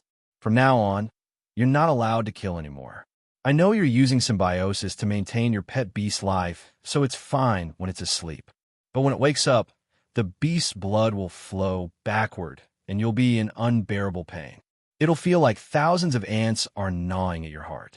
Beast blood rushing through your veins will also cause you to lose your rationality, revealing your bestial features and becoming bloodthirsty. I'll use a secret spell to seal its major acupoints. Disconnect the symbiosis immediately. This method shouldn't be used again. Otherwise, you and your pet beast will die in a year at most. In 7 days, follow my instructions and gather the materials. When a visitation hall opens again, your pet beast's hidden illness can be cured. Chapter 129. As Lin Jean spoke, he stabbed the coiled wire needle into the baby-faced spider's body to seal its blood flow. Madame Ghostchild chose to place her trust in this almighty curator. After all, this was her only chance. The curator was right. In order to protect the heavily injured baby-faced spider, she didn't hesitate to use symbiosis to preserve her pet beast's life. However, this was only a temporary measure. If this went on, she might die in less than a year. If there was a chance to live, she wouldn't give it up. She reached for her abdomen and cut open her pet beast's spirit vein. In an instant, the clothes around her abdomen were soaked in blood. It was a pitiful sight. However, severing the connection seemed to have given Madame Ghostchild a new lease on life. Lin Jean tossed an evaluation report over. Madame Ghostchild caught it and immediately knelt to thank him. Ghostchild, thank you for giving me a new lease on life. Curator, is there anything else? Lin Jean suddenly asked. No one answered. That meant there was nothing else. After some thought, Lin Jean said, I have something I need your help with. He Ching was the first to respond. Go ahead, Curator. If it's within our capabilities, we'll do our best. In He Ching's eyes, the Curator had risen to an extremely high position. It wouldn't be an exaggeration to say that he was her idol. She even believed that the Curator was the world's #1 expert. The others nodded in agreement. Everything else aside, just the benefits they received from the Curator were priceless. Even villainous experts like Black Crow and Madame Ghostchild treated the Curator with utmost respect and admiration. No one would object to the Curator's understanding of pet beasts being the best in the world. Hence, they were more than happy to be of service to the Curator. Lin Jean wrote down a list and tossed it down. I need these materials. The next time the visitation hall opens, if anyone can bring them here, I will cleanse their pet beast's pulse. Everyone's eyes lit up. The Curator personally cleansing a pet beast's pulse would definitely be a huge boost to the pet beast's strength. Everyone wanted this opportunity. Hence, they immediately went over to check what the Curator needed. After saying what needed to be said, Lin Jean didn't plan to stay any longer. He turned, opened the metal door, and left. The list was passed around, and each of them took note of it. Madame Ghostchild didn't leave immediately. Instead, she walked over to He Ching. The latter was startled. Little sister, don't panic. I mean no harm, Ghost Baby said. Ghost Baby has something to ask. Tell me. Let's see if I know. He Ching was still on guard. It wasn't He Ching's fault. Madame Ghostchild was too terrifying. He Ching would never trust a villainous person like her who would kill at the slightest provocation. Ghostchild smiled and asked softly, How much do you know about the Curator, little sister? So, it was to find out more about the Curator. At this moment, the Tyrannosaurus geezer, who was about to leave, stopped and listened. Yi Yujo also looked over. Clearly, they also wanted to know more about the visitation hall and the Curator. Ghostchild asked He Ching because she was visitor number 5. According to the sequence, she was the first to enter the visitation hall, so she should know the Curator the best. He Ching wasn't stupid. As a member of the royal family, she knew what Ghost Baby was planning. What I know is the same as all of you. This place is a mystery to begin with, and we have no clue as to the Curator's identity. However, we can be sure that the curator is very powerful and has an amazing cultivation base. Apart from that, there's one more thing we can be sure of. He-Ching smiled faintly. Despite her young age, she wasn't the least bit intimidated by experts like Madame Ghostchild and Yi-Yu-Jo. What can we be sure of? Ghostchild pressed. That the curator has no ill intentions towards us. Having said that, He-Ching waved her hand, opened door number 5, and left. Ghostchild walked over to try it, but she couldn't open the ordinary-looking wooden door at all. The second to leave was Jiang Ziki. He had always kept a low profile, so much so that most of the time he was overlooked. Black Crow was the third to leave. Now that he had the evolution method for the Black Falcon, he couldn't wait to try it out. Although it was a difficult method, at least he had a direction. Unlike before, there wasn't even a possibility of evolution. Madame Ghostchild glanced at Yi-Yu-Jo, smiled, opened door number 9, and left. Only Yi-Yu-Jo and the Tyrannosaurus Geezer were left. The Tyrannosaurus Geezer rolled his eyes and walked up to Yi-Yu-Jo to bow. It's all thanks to old brother Yi. Otherwise, I would have died in the hands of that wicked witch. The Tyrannosaurus Geezer was referring to Madame Ghostchild. Yi-Yu-Jo wasn't fond of wicked people like Madame Ghostchild either. There's only the two of us left here. To be honest, I don't trust that curator. He's a cunning man, and I'm afraid he's not a righteous person. He might be up to something, the Tyrannosaurus Geezer said with narrowed eyes. Among the visitors, he was the only one who didn't make any requests. From this, it was clear that he was very repulsed by the visitation hall. Yi-Yu-Jo said, "This curator is indeed mysterious, but his knowledge is also rare. The fact that he could easily suppress all of our pet beasts with his own strength proves that he's undefeatable. If he truly harbors ill intentions, I'm afraid no one here would be able to stop him. So, don't jump to conclusions about whether he's good or bad." This was already a polite way of putting it. Yi-Yu-Jo clearly didn't agree with the Tyrannosaurus Geezer's opinion. The Tyrannosaurus Geezer could tell as well. He smiled sheepishly and said, "Old brother Yi, you're a righteous man, but you must always be vigilant. I don't believe there's such a good deal in this world. Just the pet beast evolution method alone is priceless. Why would that curator be so kind as to give it to us? I think there's something fishy going on here. I just hope that you can keep your eyes open and be careful. Don't fall into the evil man's trap."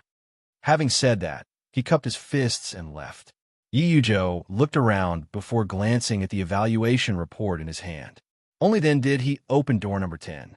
Inside his quiet room, Yang Jie was anxiously looking around. Earlier, Yi-Yu-Jo was teaching him the essentials of spells when he suddenly got up and left. Then, he vanished without a trace.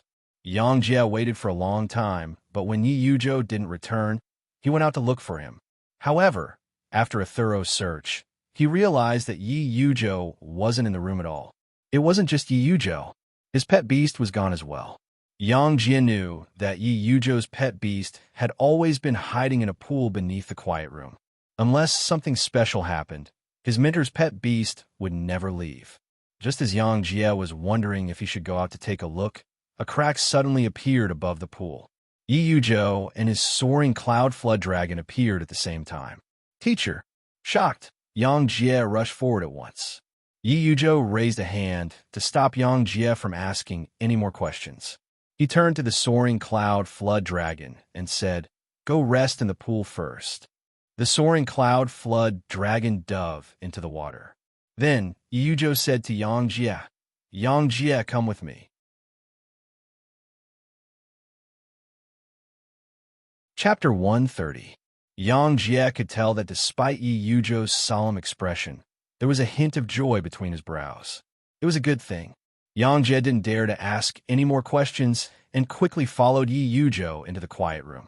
"Yang Jie, I've received a great opportunity today, so I'll be going into seclusion soon.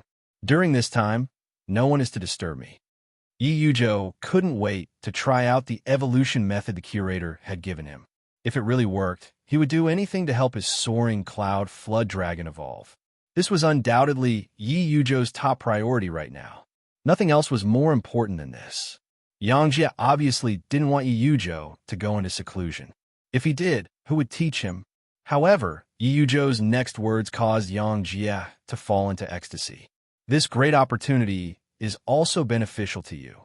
In 7 days, I'll take one of her pet beast feathers. If all goes well, I can help you find an evolution method for your pet beast.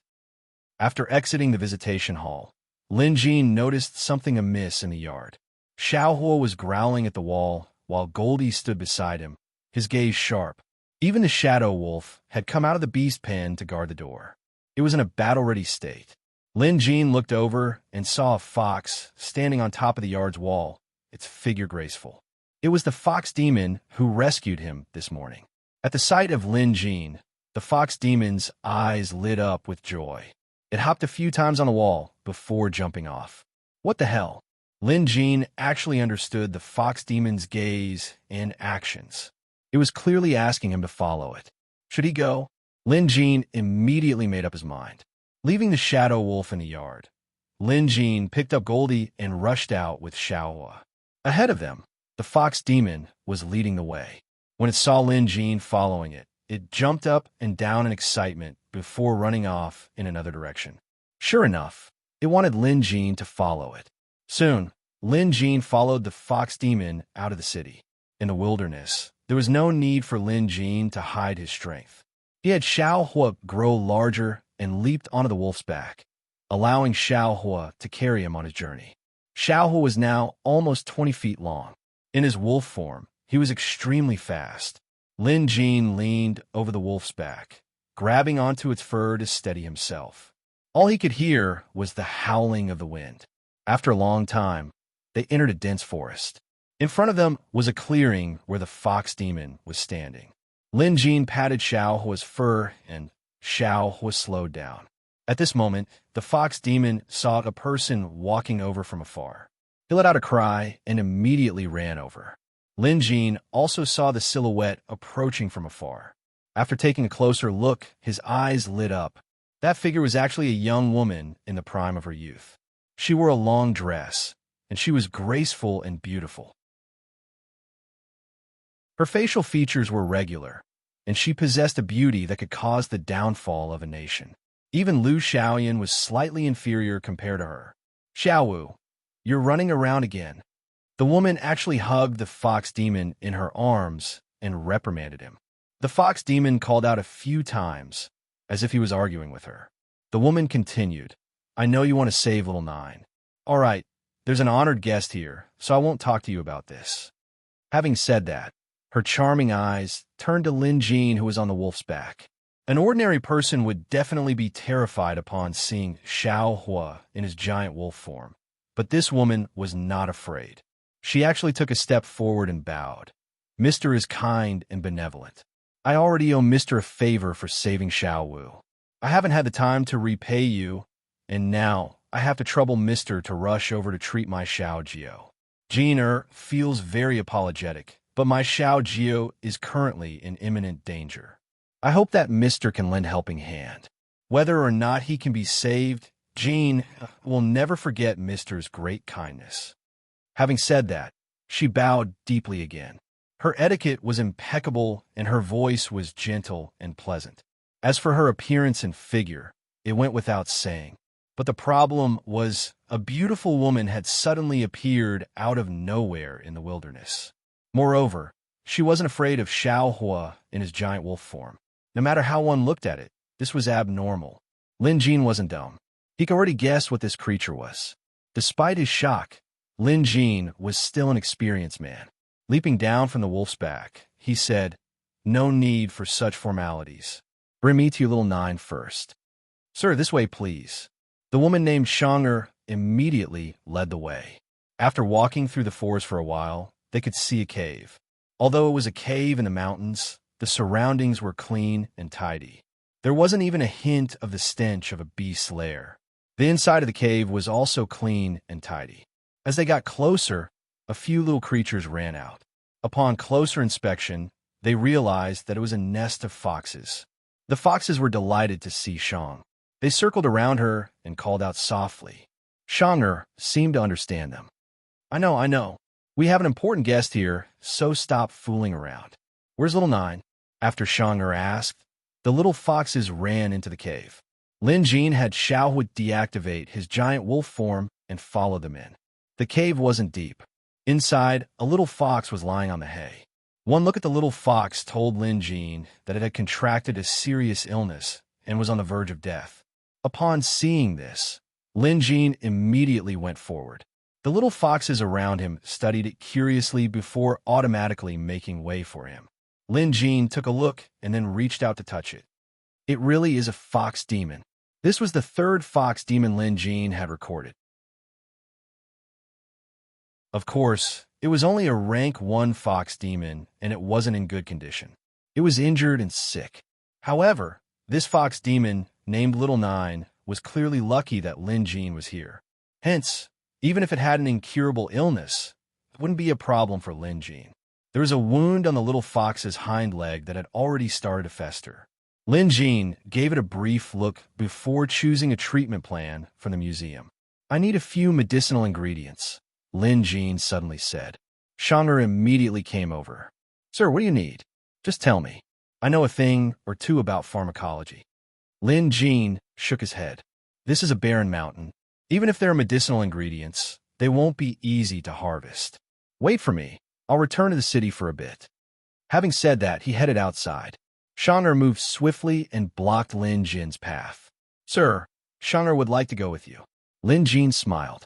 Knowing what Shang'er was thinking, he didn't reject her and walked out of the cave. This trip had to be quick, so Lin Jin had Xiaohui transform into his giant wolf form while he and Shang'er got on top. Xiaohui, let's go. Xiaohui immediately sprinted away. In his giant wolf form, Xiaohui's speed was incredible. It only took him a few moments to cover a distance of several dozen miles. Shang'er was right behind Lin Jin. She was so close that Lin Jin could even smell her fragrance. The journey was bumpy, and it was inevitable that they would bump into each other. The Museum of Deadly Beasts immediately responded. This time, Lin Jin's pupils dilated when he read the museum's notification, but he didn't show it. They quickly returned to Maple City. The medicine hall was already closed, but there were some spare medicinal ingredients that could be used at the Beast Appraisal Association. Lin Jin returned to the association and brought some with him.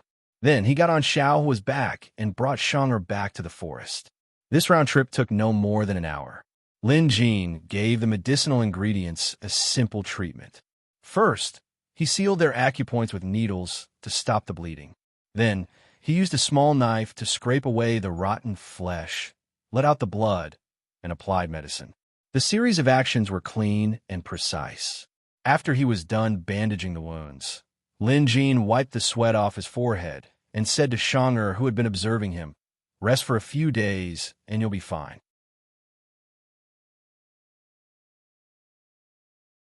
Chapter 131. Lin Jin's treatment was impeccable. Seeing that the injured fox was no longer feverish and had fallen asleep peacefully, Lin Jin knew the treatment was effective. Shang'er immediately bowed at Lin Jin. "Thank you for your kindness, sir." Her words were simple, but it was obvious that she was sincere. The little foxes around were also jumping around happily. They were very happy. Lin Jin waved his hand with a smile. "It's nothing. But this little fox has been injured for a long time, so his wounds aren't healing well. He'll need to change his dressing every day. Do you know how to do this?" Shang'er's expression froze. She clearly didn't. If she did, she wouldn't have watched the little fox get injured without any other solutions. Lin Jin waved his hand. "Forget it. I'll make a few trips." Shang'er looked embarrassed. Suddenly, as if remembering something, she hurriedly said something to the fox cubs, and they immediately scattered. After a while, the little foxes ran back, but each of them was holding something. Lin Jin glanced over. Some of them were carrying gold and silver jewelry. Some were carrying ginseng and spirit herbs, while others were carrying berries. They came over one by one, piling up on the ground. They were obviously for Lin Jin. Lin Jin laughed heartily. No doubt, these fox cubs were monsters. However, they weren't as cruel and vicious as described in the books. On the contrary, they were adorable. One of the unique traits of monsters was their intelligence.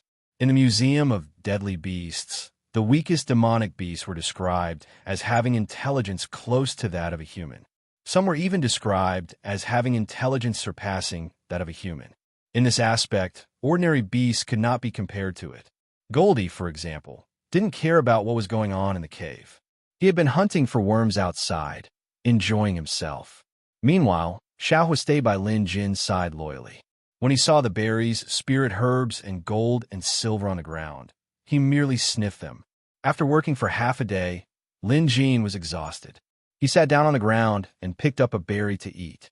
He didn't know what kind of berry it was, but it was surprisingly delicious and sweet. As for the spirit herbs and ginseng, Lin Jin was slightly stunned when he picked them up. The spirit grass was spirit gathering grass.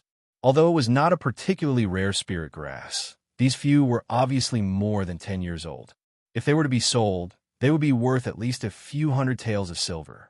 That ginseng was even more impressive.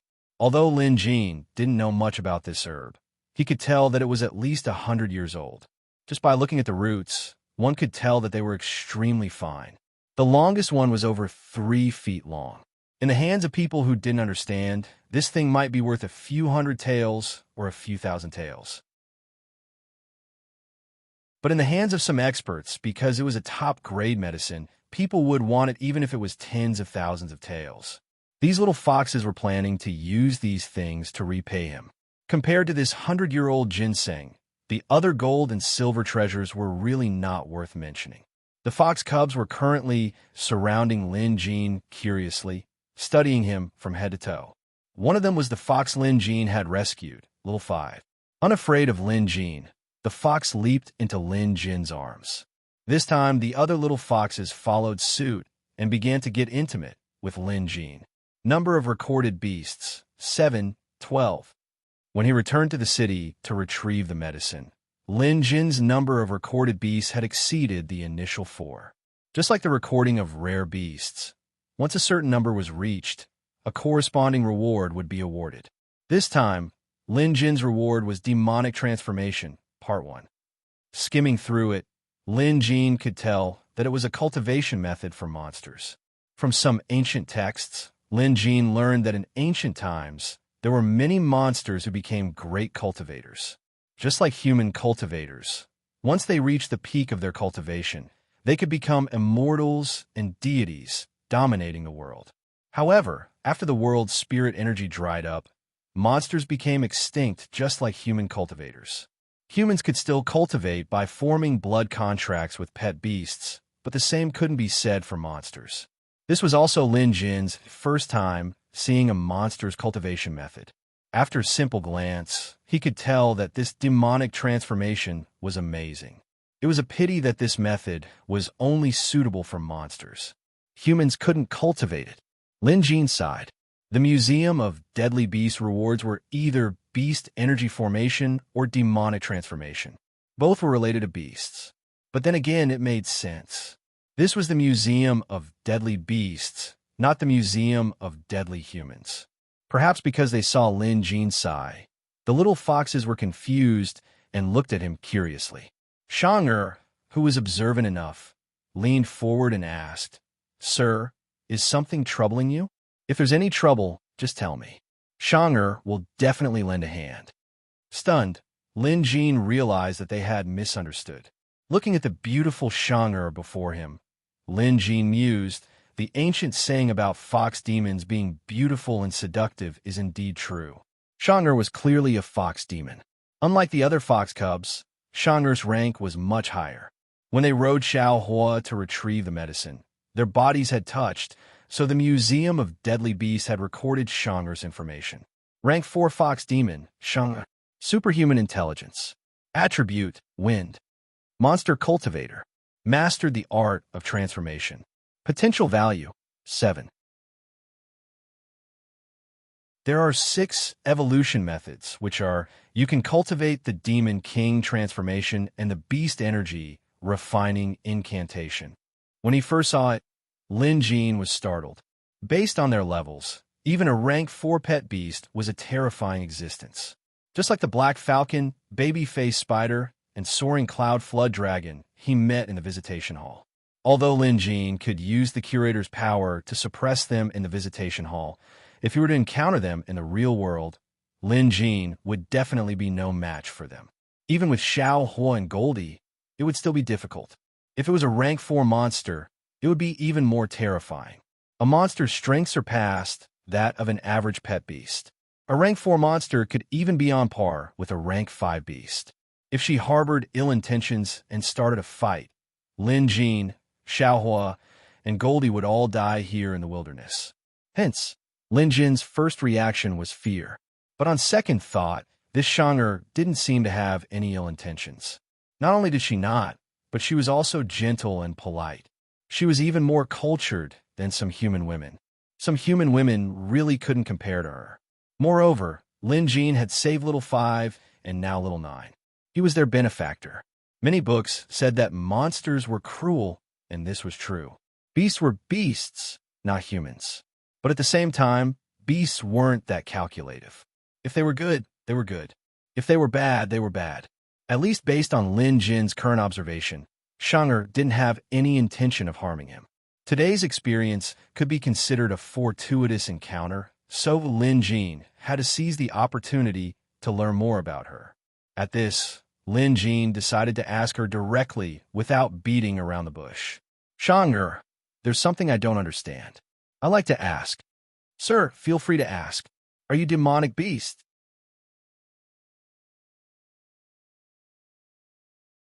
Chapter 132. Lin Jin looked at Shang'er and asked her bluntly. Shang'er was clearly stunned, but she didn't deny it. She nodded and said, "Since you can tell, I won't hide it from you. That's right, we're all monsters." Then, Lin Jin and Shang'er began chatting. Xiaohua and the fox cubs had gotten to know each other and were playing around. Goldie was still as proud and aloof as ever, doing nothing other than catching bugs all over the mountain. From Shang'er, Lin Jin learned a lot about monsters. Nowadays, monsters were few in number, but they hadn't gone extinct. The reason was simple. Monsters were born from beasts to begin with. With beasts, monsters were bound to be born. But how they were born depended on fate. I've read that plants cultivate to become spirits, while beasts cultivate to become monsters. Is that true? Lin Jin suddenly asked. In fact, Lin Jin wanted to ask how they all became monsters. Shang'er's title in the museum was superhuman intelligence. In other words, most people weren't as smart as she was. How could she not understand what Lin Jin was trying to say? 15 years ago, I was just like Little 5 and the others, clueless and ignorant. We lived deep in the mountains, and there was a secluded Taoist temple. By chance, we heard people talking inside the temple. At first, we couldn't understand, but we thought it was interesting, so we went to listen every day. During the 4 seasons, we could understand a little. After 4 more seasons, we could understand most of it. It was only later that we found out it was a cultivation technique. I had a deeper understanding of it, so my progress was the fastest. In just 3 years, I was able to shapeshift. But one day, there was no more sound coming from the temple. We waited for a long time before we ventured in, only to find that there was no one inside. With that, our cultivation was interrupted. Little 5 and the others could only maintain their current form and couldn't shapeshift. Although I succeeded, I couldn't tell them what I experienced. After that, we searched everywhere for cultivation opportunities, and a few months ago, we arrived here. Shang'er explained, and Lin Jin listened attentively.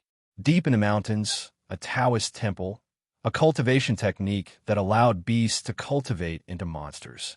It sounded a little mystical, but Shang'er had no reason to lie. In other words, what she said was most likely true. A thought suddenly popped into Lin Jin's mind. Since the Taoist temple in the mountains was so mystical, there must be an expert living there in seclusion. It was said that immortals were extinct in this world, but who knew if there were truly none left? What if there were a few fish that slipped through the net? Lin Jin felt that he should find a chance to visit that Taoist temple deep in the mountains. Perhaps he could find some clues about ancient immortals. Who didn't want to cultivate and become an immortal? Lin Jin thought so too. Now that there was an opportunity, he had to grab it. Shang'er was still narrating. She took a nest of little foxes and searched everywhere for a new way of cultivation, but obviously did not find it. In the few months that she lived in seclusion here, she also encountered some things. When Xiaowu met a scholar, she actually had feelings for him. Other than Shang'er, Xiaowu had the highest cultivation among the foxes. Shang'er was at the 4th level, while Xiaowu was at the 3rd level. They were probably only one step away from transforming. Moreover, Shang'er had said that although Xiaowu couldn't transform, she knew quite a few spells, such as Dream Intruder. Entering a person's dream referred to using a spell to enter a person's dream and converse with them. Lin Jin understood now.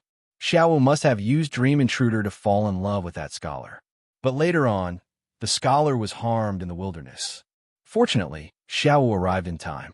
In order to save him, she disregarded the danger and cast a spell to extend his life along with her and that scholar's bloodline. That was how the villagers carried the scholar and the battered Xiaowu to the Beast Appraisal Association for treatment. Lin Jin knew what happened after that. Admittedly, Xiaowu was a sentimental fox demon. She has already told me everything about Little Five.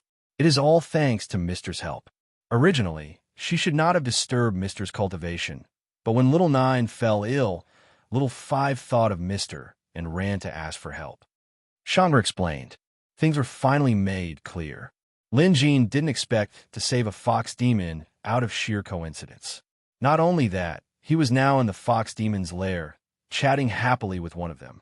Before this, Lin Jin wouldn't have even dared to think about it. Moreover, he learned many secrets about the cultivation world from them. Lin Jin was especially curious about that Taoist temple deep in the mountains. Shang'er, according to what you said, you've been listening to the preaching outside the temple for at least 3 years. Have you never seen the people inside? Lin Jin asked in disbelief. Shang'er shook her head. No, that Taoist temple seems to have some kind of power. We didn't dare to approach it, so we could only stay outside. The preaching only happens at a fixed time every day. That day, the preaching suddenly stopped, so we didn't dare to enter. It was only after a few days that I could force my way in. Lin Jin nodded. After some thought, he said, Shang'er, I have something I need your help with.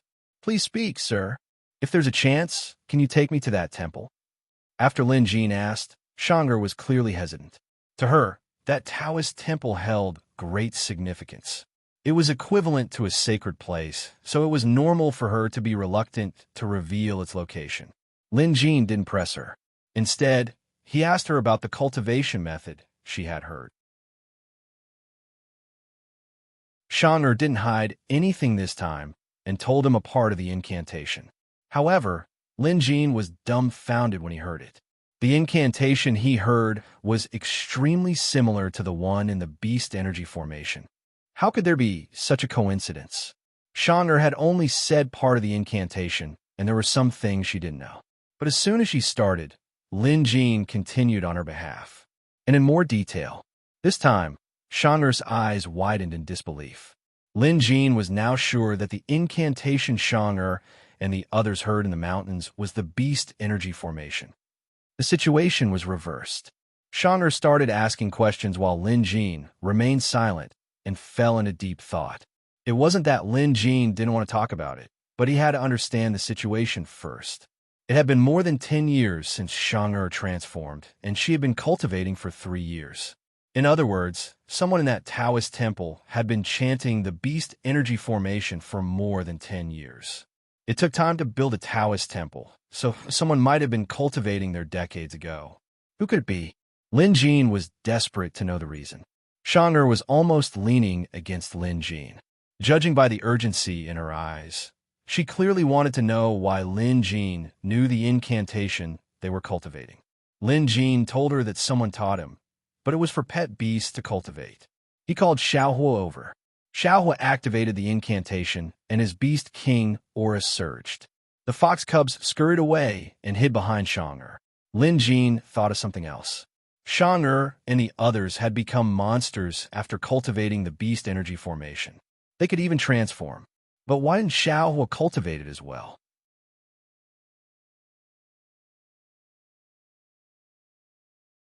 Chapter 133. Then, Lin Jin figured out the reason. Blood contract. The key was the blood contract. Beasts that had formed a blood contract couldn't turn into monsters. Similarly, monsters couldn't form a blood contract either. This was clearly stated in the Museum of Deadly Beasts. As Lin Jin knew the beast energy formation, Shangur didn't hesitate and agreed to bring Lin Jin to the Taoist temple deep in the mountains. However, they had to wait until Little Nine recovered first. Also, Lin Jin estimated that Shangur and the others' cultivation of the beast energy formation had already surpassed Part 3. At least for Shangur, Part 3 of the beast energy formation wouldn't be of much help to her anymore. She didn't need it, and neither did Little 5. However, Little 6, Little 7, Little 8, and Little 9 needed it. These smart little foxes might have been instructed by Shangur, but they all ran over and knelt before Lin Jin. Lin Jin feigned ignorance, but Shangur cut to the chase. Lin Jin feigned ignorance, but Shangur cut straight to the chase. She went forward and knelt before him. "Sir, please have mercy on us. We are wild beasts, but we've stumbled upon an opportunity for cultivation. Once we've embarked on this path, it's hard for us to turn back. All these years, we've been searching for the right path, but to no avail. Now that we've met you, it's our great fortune. Since you know how to cultivate, please take pity on us beasts and teach us immortality." Having said that, she kowtowed. The little foxes followed suit, kowtowing and waving their hands. Lin Jin was furious. "Get up first. It's not that I don't want to teach you, but what I've learned is very limited." Halfway through, Lin Jin suddenly realized that he didn't have to reject them. While it was true that the beast energy formation he had mastered was limited, it didn't mean that he wouldn't expand it in the future. As the number of rare beasts he recorded increased, more beast cultivation techniques would appear as well. Apart from that, the reward he had just received was the Demon King transformation, which was a compilation of many demonic techniques. There were 36 of them, and any one of them would be treasured by the demonic cultivators. The only problem was that the local authorities would eliminate monsters on sight. They were like fire and water. Looking at these little foxes, although they were demonic beasts, they were very kind. From the fact that they could easily find berries and spirit herbs, it was clear that they usually ate these things and didn't hurt people. Especially Xiaowu.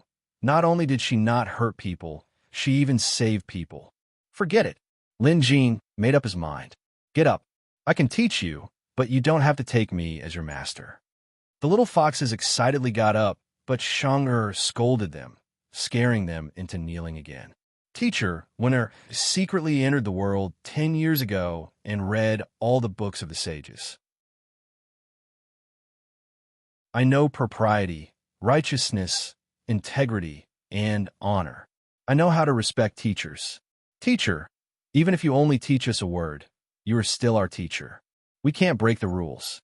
Lin Jin chuckled, musing, sometimes monsters are more disciplined than humans. All right, if you want to pay your respects, then do it. This was considered as an agreement. After all, this was beneficial to Lin Jin. Take Shangur, for example. She was a terrifying rank 4 monster. At this stage of the game, Goldie and Xiao weren't even enough to fill the gaps between her teeth. An expert like her might come in handy at some point in time. The only thing that displeased Lin Jin was that no matter what he did, he was only doing good for others. All kinds of cultivation methods were for ferocious beasts to cultivate, and he didn't get anything. The pulse-seeking technique was the only benefit, but that alone wasn't enough. Hence, Lin Jin wanted to explore that Taoist temple deep in the mountains that Shangur mentioned. He might be able to find some clues and find the expert who lived there in seclusion. What if it was the trail of an immortal? At the thought of immortals, Lin Jin was excited. His mind was filled with supernatural powers that could move mountains and seas. Looking at the time, it was getting late. Lin Jin told Shangur that he would come back tomorrow night. After changing Lil Nine's bandages, he would teach them some energy formation techniques. Carrying Goldie and riding on Xiao's back, Lin Jin returned to Maple City before dawn. That night's experience was too bizarre. Perhaps it was because he ate some berries, but he didn't feel sleepy at all. At the Beast Appraisal Association, Lin Jin was as lively as ever. Lin Jin kept the spirit herbs and ginseng the little fox gave him. He wasn't short on money now. He had earned several hundred taels from appraising beasts for the zoo family. His salary at the Beast Appraisal Association had also risen, so he had enough for his daily expenses. As for the materials needed for Xiao Hua's evolution, he could ask the visitors in the visitation hall to help him gather them. Lin Jin was busy the entire morning, appraising and treating beasts in an orderly manner. Zhao Ying, Lu Xiaoyun, and Han Dong were improving rapidly. After all, they had Lin Jin's personal guidance. When appraising beasts, Lin Jin would share his techniques, knowledge, and skills with them so that they could absorb them. In addition, Lin Jin heard that the three of them would tidy up Lin Jin's evaluation reports every day and study them carefully. It would be strange if they didn't improve under such circumstances. Hence, whenever there was a simple appraisal or treatment, Lin Jin would let the three of them work together. Among the three of them, Zhao Ying was undoubtedly the most knowledgeable. Based on Lin Jin's evaluation, she was now qualified to sit alone in a consultation hall. At noon, an apprentice came to invite Lin Jin, saying that the chief had something urgent to discuss with him. Ever since Tan Lin was officially appointed, Lin Jin hadn't seen her for the past few days. Speaking of which, Tan Lin was quite capable. In just a few days, she had cleaned up the atmosphere in Maple City's Beast Appraisal Association. Compared to the foul atmosphere during Wang Ji's reign, it was now much better. Lin Jin also heard that Tan Lin had applied to headquarters to increase Maple City's official beast appraiser quota. After all, compared to the neighboring cities, the number of official beast appraisers in Maple City's Beast Appraisal Association was pitifully low. Other associations had at least 4 official beast appraisers, and some even had more than 10. That useless Wang Ji couldn't have done this in the past, but Tan Lin was different. She had connections and connections.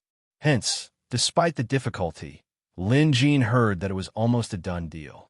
Tan Lin wasn't in her consultation hall, but in the beast appraisal hall. Lin Jin was puzzled when he saw many people outside the hall. Most of them were unfamiliar faces. Just then, Lin Jin noticed Gao Jiang rushing over as well. Upon seeing Lin Jin, Gao Jiang pretended not to see him and hastened his steps, entering the hall before Lin Jin. Lin Jin wasn't in a hurry. Once he entered, he saw Tan Lin chatting happily with a few people. These people all had beast patterns on their sleeves, and at least 4 of them were rank 2. On the surface, they seemed to be in a friendly mood. But after Lin Jin entered, he smelled a strong scent of gunpowder in the air. Upon seeing Gao Jiang and Lin Jin enter one after another, Tan Lin immediately stood up and said, "Chief Su and fellow beast appraisers, allow me to introduce you. These 2 are Maple City's official beast appraisers, Appraiser Lin and Appraiser Gao."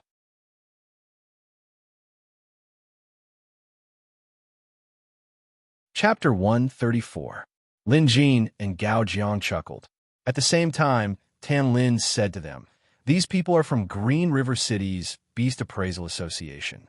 This is Chief Su, On Xiao, and the others over there are also official beast appraisers from Green River City's association."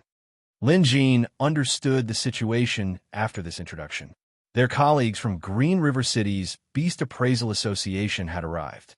However, judging by the current situation, although both parties were smiling amiably, an undercurrent was actually brewing. If Lin Jin could tell, so could Gao Jiang. Although they didn't get along, they were both representatives of Maple City's Beast Appraisal Association, so they stood by Tan Lin's side without hesitation. "Ah, I've long heard of Appraiser Lin. I heard that you're the youngest rank 2 beast appraiser in the nearby cities. Now that I've met you today, I can see that you're indeed a young and promising man." That Su On Xiao praised Lin Jin the moment he arrived. His intention to sow discord was too obvious. No matter what, Gao Jiang was standing right beside them and purposely didn't mention it. He was clearly trying to drive a wedge between them. Sure enough, Gao Jiang's expression froze, and his expression became unnatural. Noticing this, Tan Lin immediately said, "Chief Su, in terms of experience, Appraiser Gao Jiang is superior to Appraiser Lin." Her words eased the tension and elevated Gao Jiang's status. At least, the latter's expression lightened up. Lin Jin was infuriated as well. musing that this Su guy was up to no good, digging a hole for him as soon as he arrived. Although Lin Jin wasn't afraid of Gao Jiang, the man was clearly trying to drive a wedge between them. Lin Jin couldn't let him have his way. However, since Tan Lin had spoken, Lin Jin couldn't say anything else. The other party harbored malicious intentions, digging a hole right away. Lin Jin now knew why Tan Lin called him and Gao Jiang over. She clearly couldn't handle it alone. Sometimes, one shouldn't be afraid of fighting with weapons. One should be more afraid of people who smile on the surface but stab you in the back. Everyone took their seats. Su Xiao said, "Chief Tan, now that the official beast appraisers of Maple City are here, let's continue our conversation. I know that you've used your connections to apply for 2 more official beast appraiser slots in Maple City, and I heard that headquarters has given their approval. However, they haven't officially given their approval yet. So why must you keep those 2 people? Our Green River City Appraiser Association currently has 2 empty slots. Give them to us first, and you can find more suitable ones when the slots are available. I really don't understand why you're so stubborn, Chief Tan." Lin Jin listened carefully. From the looks of it, it seemed to be for someone. In other words, Maple City and Green River City's Beast Appraisal Association were fighting for their members. Lin Jin was aware of Tan Lin's request for 2 more official beast appraiser slots, but he was oblivious to the fact that she was trying to snatch him away. It didn't matter if he didn't know. He would know very soon after listening. Sure enough, after listening for a while, Lin Jin figured out what was going on. In the beast appraiser examination a few days ago, there were naturally people who met the criteria and passed. Among them were 2 talented individuals who hailed from Maple City. Apparently, they passed with close to full marks. To the beast appraisal associations of the various cities, it was only natural that they wanted to recruit these talented individuals with potential. However, in previous years, Maple City's Beast Appraisal Association had failed to live up to expectations. That useless Wang Ji had turned the place into a mess. Just by looking at how they only had 2 official beast appraiser slots, one could tell how bad Maple City's association was. Associations from other cities had at least 4 official beast appraisers, while some local associations had more than 10 official beast appraisers. Hence, even if they managed to produce talented individuals, Maple City wouldn't be able to retain them in the past. However, after Tan Lin took office, she wanted to change this situation. She had applied for more slots to retain talented individuals. This way, Maple City's Beast Appraisal Association could gradually grow stronger. It was a good idea, and a good job was done. But then, something went wrong. For some reason, Green River City's association wanted to snatch the 2 talented individuals away from the association. They wanted to recruit them into Green River City's association. With Tan Lin's temper, how could she agree to that? She was much more stubborn than Wang Ji and refused to let them go. Perhaps only she would dare to do something like this. The people from Green River City's association weren't to be trifled with, which was why Su Xiao brought his men to kill them today. Tan Lin didn't back down. "Chief Su, you're wrong. First come, first served. Moreover, Zhang Zhe and Mo Huan are members of Maple City, and I was the first one to come into contact with them. It's inappropriate for you to interfere at a time like this." Zhang Zhe and Mo Huan must be the 2 examinees with the best results this year, having passed the Rank 1 Beast Appraiser examination. The current situation was a contest between the 2 chiefs. Lin Jin and the others couldn't interfere at all. Su Xiao chuckled, seemingly unbothered by Tan Lin's aggressiveness. "Chief Tan, it's meaningless for us to argue about this. Why don't we listen to Zhang Zhe and Mo Huan's opinions? After all, this concerns their futures, don't you agree?" It sounded quite reasonable. However, Lin Jin knew things couldn't be that simple. The other party must have approached him in private and even promised him some benefits. This kind of competition wasn't appropriate. If everyone did this, the Beast Appraiser community would be in chaos by now. However, the other party would never admit to it. Tan Lin was clearly at a disadvantage in this matter. In terms of overall strength, Maple City's association couldn't compare to Green River City's. Green River Cities Association was much larger and had 8 official beast appraiser slots. It was like 2 companies trying to poach someone. Obviously, the more powerful company would have a greater advantage. Tan Lin sighed. She had no choice but to summon Zhang Zhe and Mo Huan. If these 2 were choose, they would most likely go to Green River City.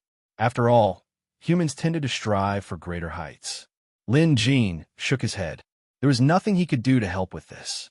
In fact, Lin Jin thought that if these 2 wanted to go to Green River Cities Association, he should let them.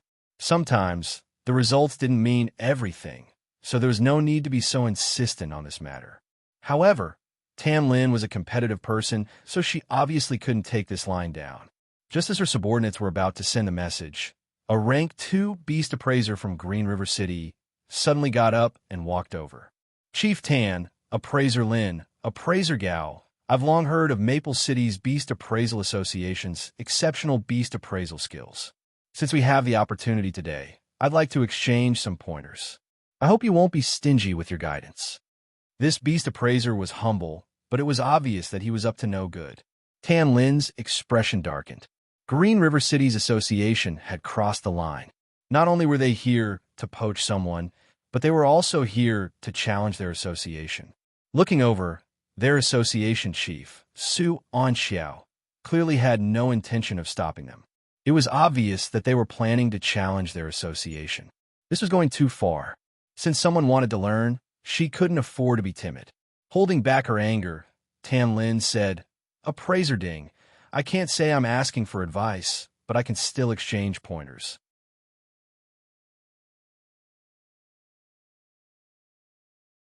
Chapter 135. The man before him was Ding Hong, a rank 2 beast appraiser of Green River City's Beast Appraisal Association. His status wasn't low, only below Chief Su Anxiao. It was said that he was the #1 genius of Green River City's Beast Appraisal Association, knowledgeable and skillful. Seeing Tan Lin nod, Ding Hong sneered inwardly. This time, they were here to show off their might in Maple City. In previous years, they had done the same thing. That useless Wang Ji could only admit defeat. This time, even with Tan Lin in power, they would not allow Maple City to rise. The reason was simple. Green River City was too close to Maple City. Back then, Green River City only had 8 official beast appraisers, but they used some underhanded means to steal Maple City's quota, leaving Maple City with only 2 official beast appraisers. If Maple City were to return to 4, headquarters might consider taking back 2 of Green River City's quota to balance things out. This naturally displeased Green River Cities Association. It was also for this reason that they formed a group to challenge the association. As the saying went, 2 tigers cannot share a mountain. Ding Hong came prepared. He asked directly, Fellow beast appraisers of Maple City, have you read the Gushin Beast Appraisal Scripture? The Gushin Beast Appraisal Scripture was an extremely rare and profound book. Most beast appraisers wouldn't have the opportunity to read it, and even if they did, they might not be able to understand the techniques within. These were techniques that required the guidance of a great teacher. At the same time, one's own comprehension ability was extremely high, and one had to put in a lot of hard work to master. Gao Zhang's expression changed at this. Clearly, he had heard of it but never read it. Only a rank 1 beast appraiser like him would have access to a book like this. Lin Jin's expression remained unchanged. He hadn't read it either. Tan Lin was the only one who had studied it. However, she knew that her research on the Gushin Beast Appraisal Scripture was superficial. But now, she obviously couldn't admit defeat. The Gushin Beast Appraisal Scripture was written by Mr. Gushin 120 years ago. It's widely circulated, so of course I've read it, Tan Lin said. Ding Hong chuckled inwardly. I was afraid you hadn't read it. It's good that you have. With a straight face, he said, The beast appraisers of Maple Cities Association are indeed knowledgeable. Despite my lack of talent, I've studied this book before, but it's a pity that my comprehension isn't good enough, so I've only scratched the surface. I'm sure I can't compare to you appraisers. Today, I'd like to ask for your guidance on some of the beast appraisal techniques in the book. Gao Jiang moved his body uneasily, which was a sign of his nervousness. Lin Jin remained as still as a mountain. He said nothing. Tan Lin was not confident, but she could only bite the bullet and hold on. On the other side, Ding Hong shook his head and said, "In the 11th chapter of the Gushin Beast Appraisal Scripture, there's a technique called observing the leaves in autumn. As the name suggests, it's a technique that allows one to see the big picture from the small. This is also a way for beast appraisers to improve themselves. However, due to my ignorance, I don't have a thorough understanding of this technique. I would like to ask the 3 beast appraisers in Maple City. According to the book, one can observe the quality of fur and fur, observe the patterns on scales and armor, and observe the differences in a beast's blood and the 5 elements.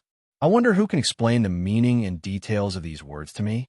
Ding Hong turned to Gao Jiang, but the latter averted his gaze, not daring to meet his eyes. Ding Hong smirked before turning to Lin Jin. Lin Jin had never read the Gushin Beast Appraisal Scripture before and was currently searching for this book in the Museum of Deadly Beasts, so he ignored Ding Hong. This made Ding Hong even more pleased with himself. Then he turned to Tan Lin.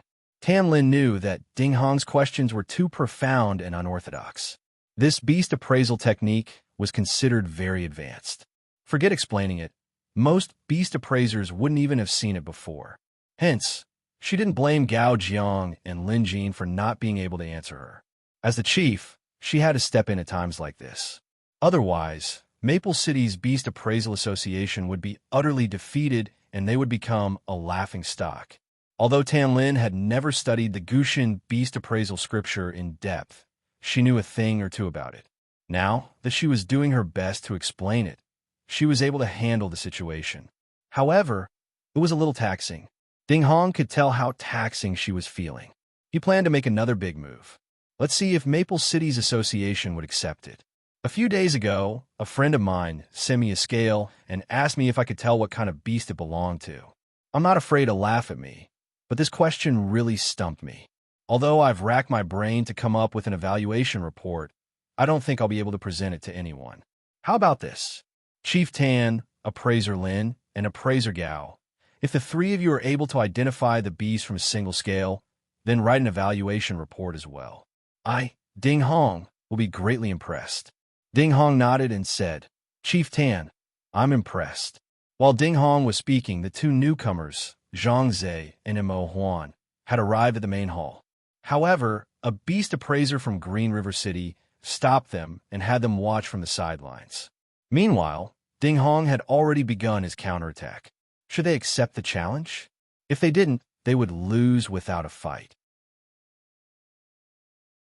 If word got out, Maple City's Beast Appraisal Association would become a laughingstock in the beast appraiser community. But how should they accept the challenge? The only person who had some understanding of the Gushin Beast Appraisal Scripture was Tan Lin. She was still lacking in confidence. She could still come up with a few theories, but if she were to use this method to put it into practice, or even write an evaluation report, that would be a different story. She couldn't do it. She could force herself to do it, but it would be full of loopholes, and that would be even more troublesome. Now, she froze. She didn't know whether she should accept or reject the challenge. As for Gao Jiang, he had already lowered his head like an ostrich, almost hiding his head in his pants. Tan Lin gritted her teeth, her fingers turning red from clenching them. She knew that even if she couldn't do it, she had to do it. Otherwise, it would be embarrassing if she didn't even have the courage to do it. Moreover, she was capable enough to write a decent evaluation report. She only hoped that it would be as perfect as possible so that the other party wouldn't pick out any loopholes or flaws. At this thought, Tan Lin was about to get up. But just as she was about to get up, someone pressed down on her shoulder, forcing her back into her chair. Tan Lin was stunned. She turned to look at Lin Jin, who was already on his feet. It was Lin Jin who pressed her back down. "Chief, you don't have to do this yourself for such a small matter. I'll just go take a look," Lin Jin said nonchalantly. Tan Lin panicked. She whispered, "Lin Jin, this isn't a joke. You don't worry." Lin Jin's gaze turned serious. His aura was completely different, and he managed to subdue Tan Lin. Then, Lin Jin walked over and saluted Ding Hong. "Appraiser Ding, let me take a look at your scale." Ding Hong thought it would be Tin Lin who would end up like this, who knew that Lin Jin would appear out of nowhere. That was even better. Even Tan Lin couldn't do it. Lin Jin, you've just passed the Rank 2 Beast Appraiser exam. Do you really think you're so great? When you write your evaluation report later, I'll give you a thorough beating. Ding Hong chuckled and took out the scale. The scale was the size of a palm and was extremely tough. Like a piece of steel, it was quite heavy. Appraiser Lin, please appraise it properly. I'm waiting to read your evaluation report. Ding Hong handed the scale to Lin Jin with a look of anticipation. Lin Jin accepted the scale. In an instant, the Museum of Deadly Beasts reported the results.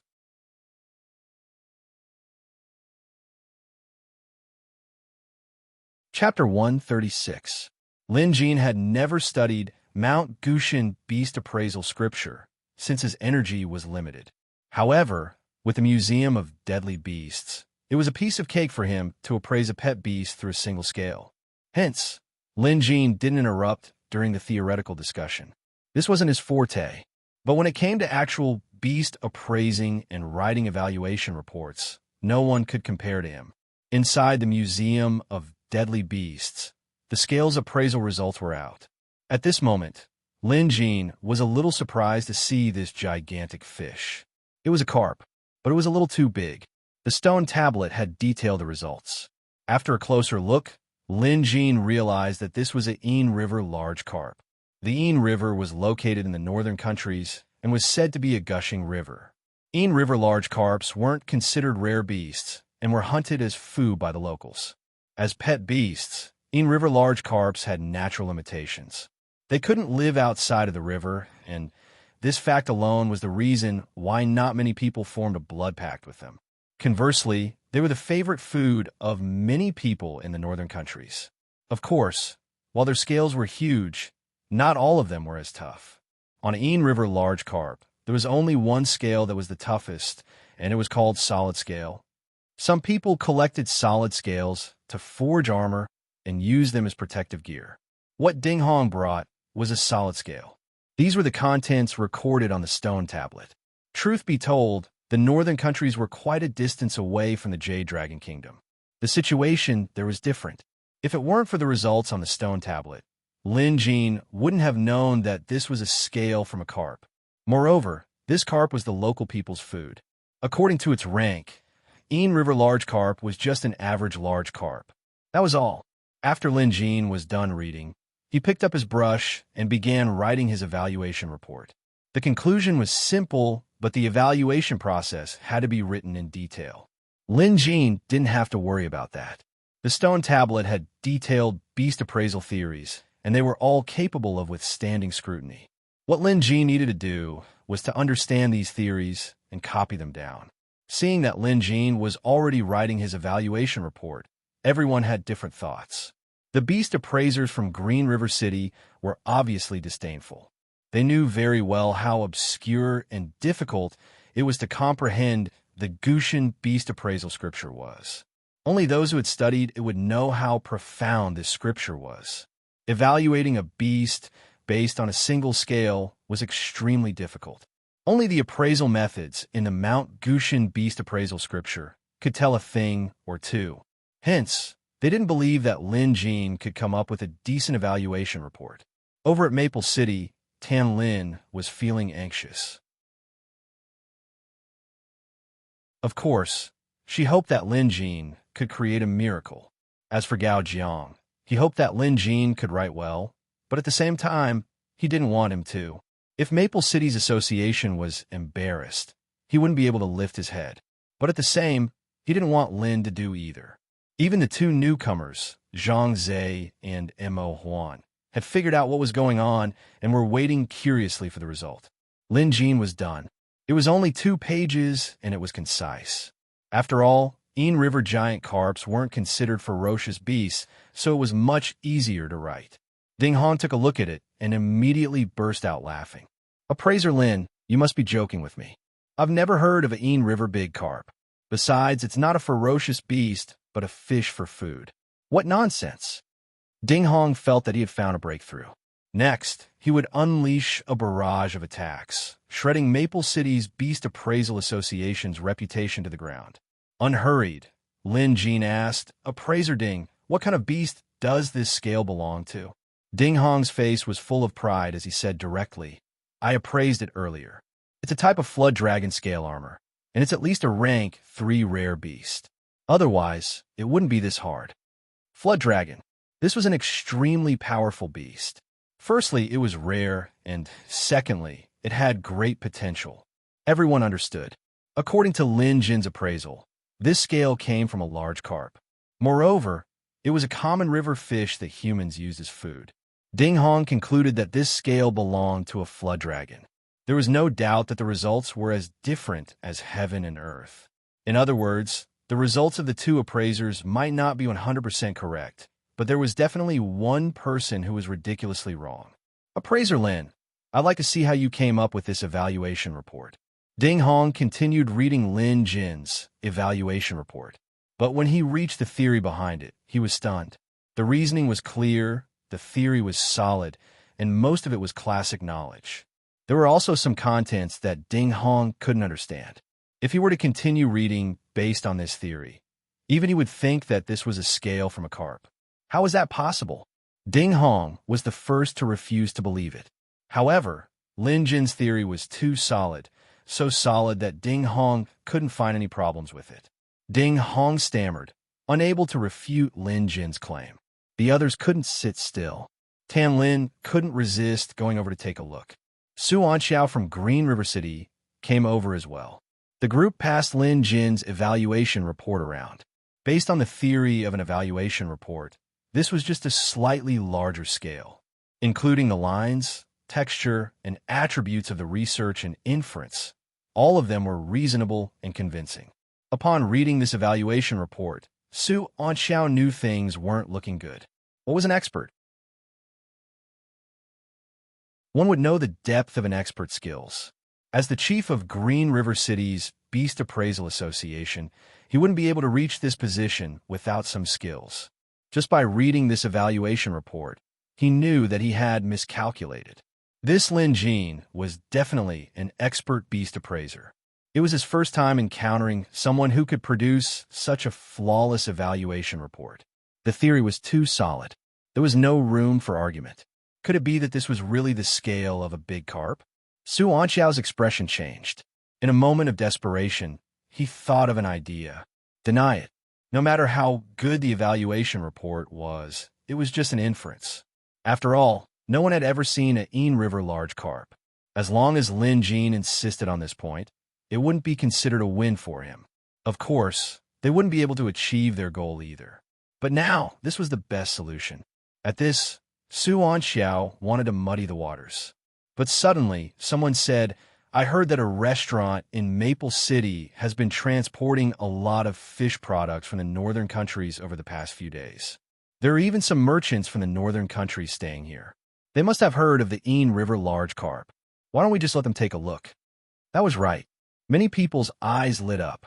If they got someone from the northern countries to take a look, they would definitely be able to tell a glance. Ding Hong didn't believe it at all, so he immediately sent someone to invite them over. Su Anxiao wanted to stop him, but under such circumstances, he had no chance to speak up. Soon, several merchants from the northern countries who stayed in Maple City were invited over. These people were taller and had deep facial features, befitting of a northerner. After explaining the situation, a northern merchant laughed. "So that's what you're talking about? That's easy. I live by the Een River, and I've seen countless Een River carps. I'll be able to tell if it's a carp scale." Su Anxiao's heart skipped a beat at this. There really was Een River large carp.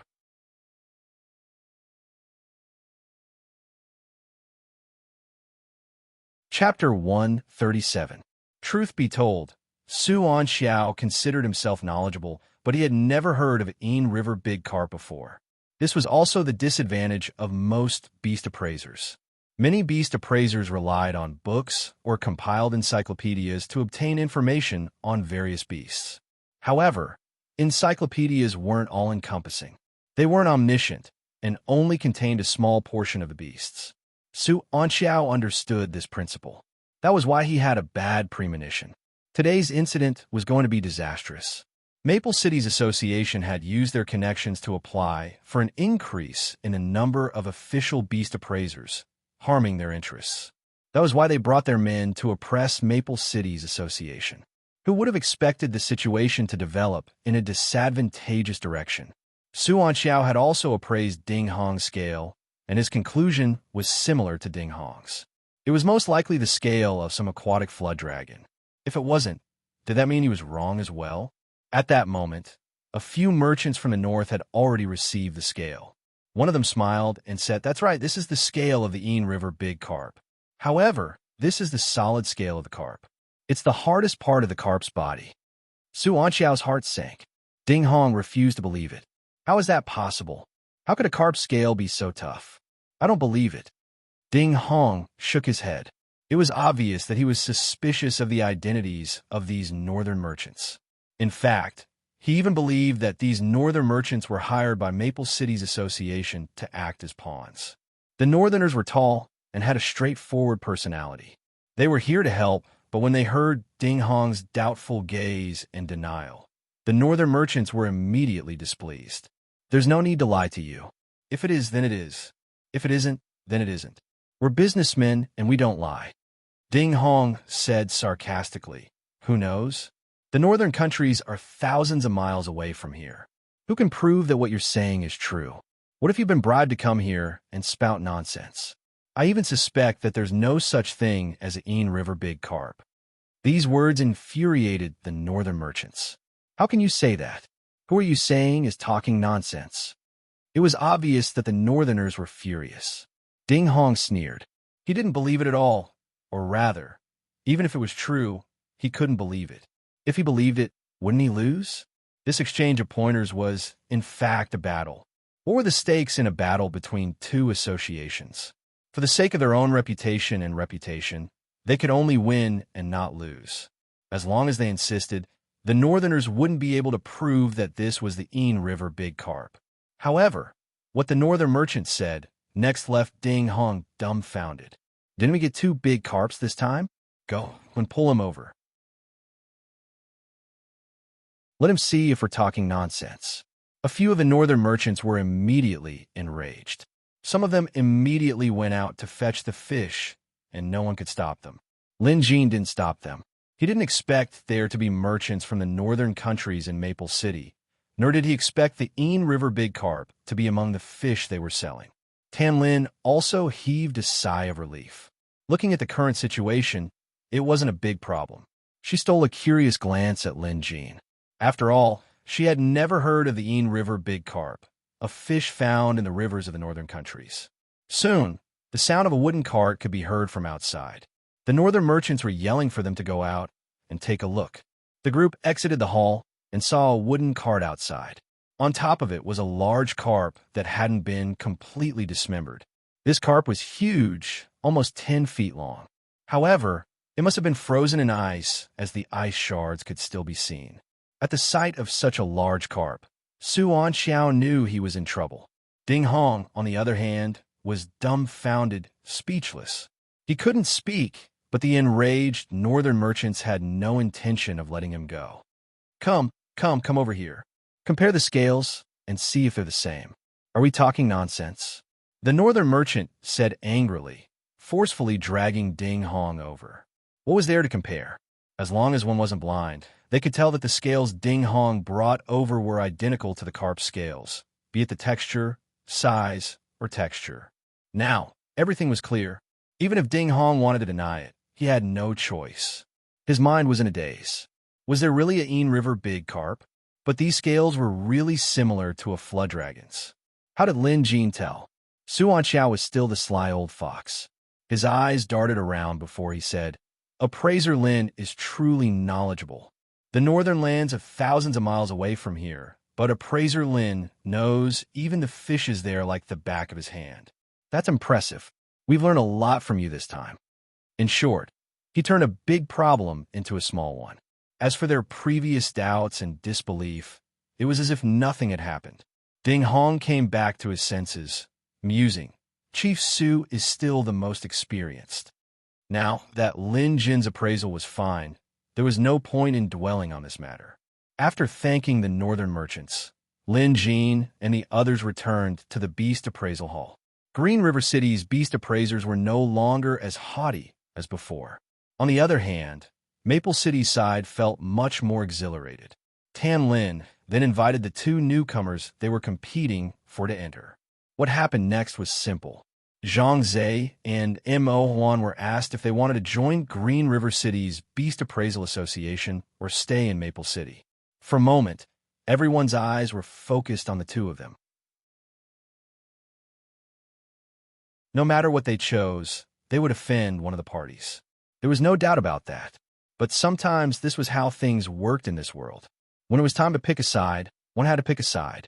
There was no room for ambiguity. If one tried to please both sides, they would only end up suffering the consequences. These two weren't idiots. They could tell how dangerous this was, so their choice became even more important. If they made the wrong choice, their future would be ruined. A few minutes later, the beast appraisers from Green River City's association bade them farewell with grim expressions on their faces. Their plan to snatch these newcomers had clearly failed. After some hesitation, Zhang Zhe and Mo Huan chose to stay in Maple City's association. There could be many reasons, but one of them was definitely related to Lin Jin. If Lin Jin hadn't suppressed Ding Hong in front of everyone and was more skilled, these two might have made a different choice. After Gao Jiang left in a hurry, Tan Lin called out to Lin Jin.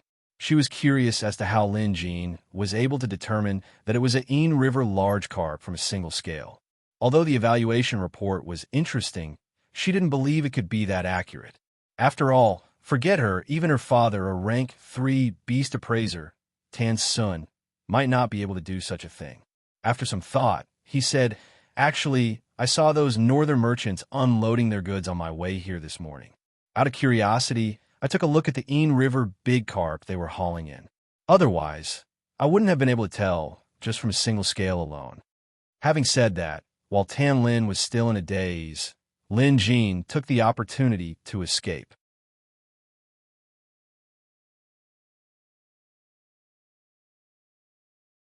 Chapter 138. At the Friar Association. Beast Battle Pavilion. Luo Beha stood proudly at the front.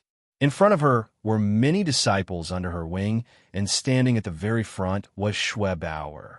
Schwebauer, ranked second among the disciples in Maple City's Friar Association, was Luo Beha's disciple. Other than Schwebauer, Luo Beha had quite a number of disciples with her as well. At a glance, there were at least 100 of them standing neatly below with their pet beasts. My disciples have to undergo an internal evaluation every other month. This tradition has been going on for several years now.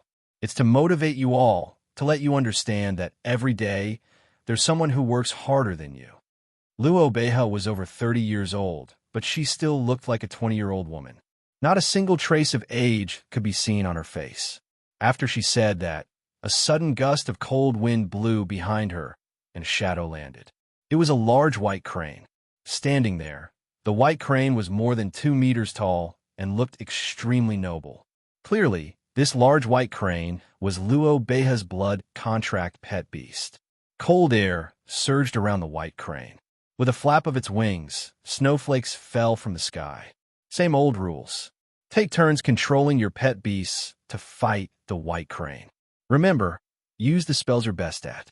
I will observe and evaluate your improvement this month, Luo Beha said in a dignified tone. Naturally, as Luo Beha's chief disciple, Schwebauer had to go first. "Bauer, you go first," Luo Beha suddenly said. Schwebauer stepped forward with a straight face. She first bowed at Luo Beha before controlling her exotic firewolf to attack the white crane.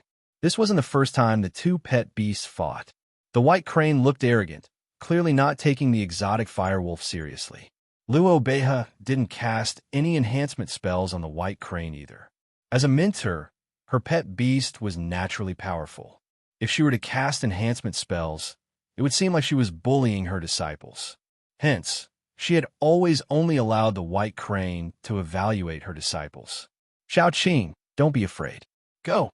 Schwebauer invoked a spell, and cast Wind Blast on her pet beast. Gusts of wind swirled around the wolf beast's body, increasing its speed by at least twofold. Luo Beha frowned at the sight. Bow. Your spiritual energy is only 27 stones, and the Gale spell consumes 7 stones of spiritual energy. You can only cast 3 spells now. How are you going to deal with it? Schweb Bauer smiled. Teacher, just watch. Seeing how confident Schweb Bauer was, Luo Beha smiled faintly and did not probe further. She had always been strict with her disciples, but she loved Schweb Bauer dearly. Firstly, she liked Schweb Bauer's personality and cute appearance. Secondly, Schweb Bauer had an extremely high level of comprehension, especially when it came to spells. She was the best person Luo Beha had ever met. If nothing went wrong, Luo Beha intended to nurture Schweb Bauer as her successor. Schweb Bauer then cast a second spell on her exotic firewolf. Fire Spirit Possession. Schweb Bauer's hand seal was not the traditional Fire Spirit Possession spell. As his teacher, Luo Beha could tell with a single glance. Bauer is using the Fire Spirit Possession spell. Why is it different? Luo Beha frowned. Spells such as Fire Spirit Possession could be used to attack enemies and enhance pet beasts. It was a relatively high-end spell, and of course, the amount of spirit energy required to cast, it was also very high. It would take at least 15 stones of spirit energy to cast. Most disciples wouldn't be able to cast it. Even Schweb Bauer, who had 27 stones of spiritual energy, could only cast it once. High-level spells naturally had their own benefits.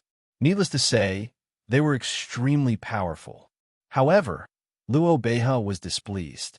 The spell Schweb Bauer was using was clearly different from what she had taught her. As a teacher, she naturally hoped that her students would learn diligently. It was good to have a creative spirit, but she shouldn't act recklessly, especially when it came to a spell like the Fire Spirit Possession. Even she didn't dare to simply alter it. It was ridiculous for Schweb Bauer to do this at such a young age. Hence, Luo Beha's first reaction was to stop her and reprimand her. However, Schweb Bauer was quick.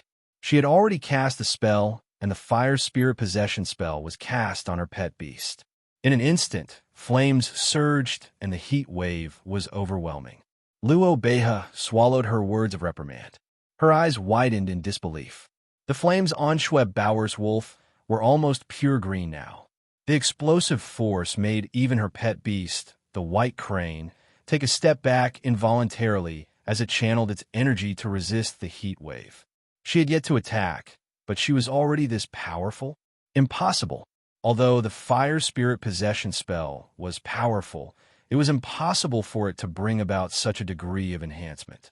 If it weren't for Luo Beha's deep understanding of spell techniques, she might not have thought that it was the Fire Spirit Possession, but a more advanced fire-type spell technique. Luo Beha was puzzled, but she didn't reprimand her pet beast. She planned to observe first. Schweb Bauer was delighted. The spell she was using was obviously taught to her by that mysterious senior yesterday.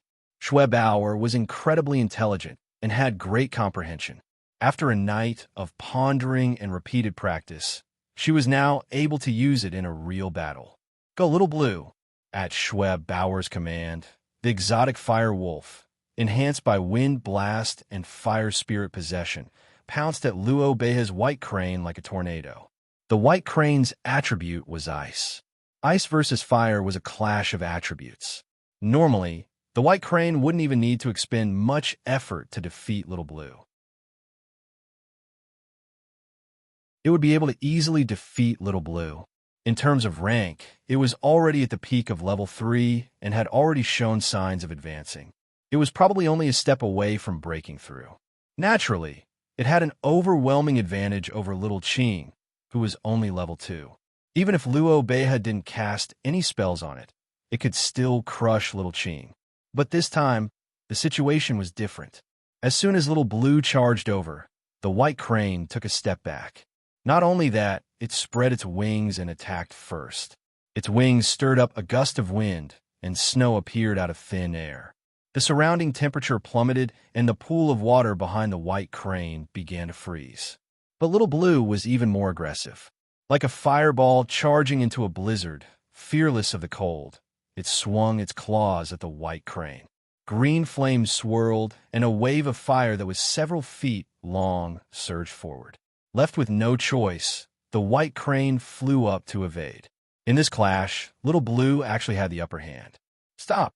Luo Beha called a halt to the battle. Schwebauer looked unsatisfied, but she didn't dare disobey Luo Beha's command. "Bauer, who did you learn this fire spirit possession from?" As someone like Luo Beha, she could tell that Schwebauer's fire spirit possession wasn't something she learned on her own. She might have high comprehension, but this fire spirit possession was clearly at a higher level. This wasn't something Schwebauer could create, so Luo Beha concluded that she must have received guidance from an expert. Schwebauer was surprised. "Teacher, you can even tell?" Luo Beha smiled. "If I couldn't tell, how could I be your teacher? Tell me, was it Mr. Yuzhou, or was it Mr. Huang Fuming?" In the entire Maple City Friar Association, the only people Luo Beha acknowledged were Yi Yuzhou and Huang Fuming. The other mentors were more or less inferior to her. Luo Beha had this much confidence, but Schwebauer shook her head.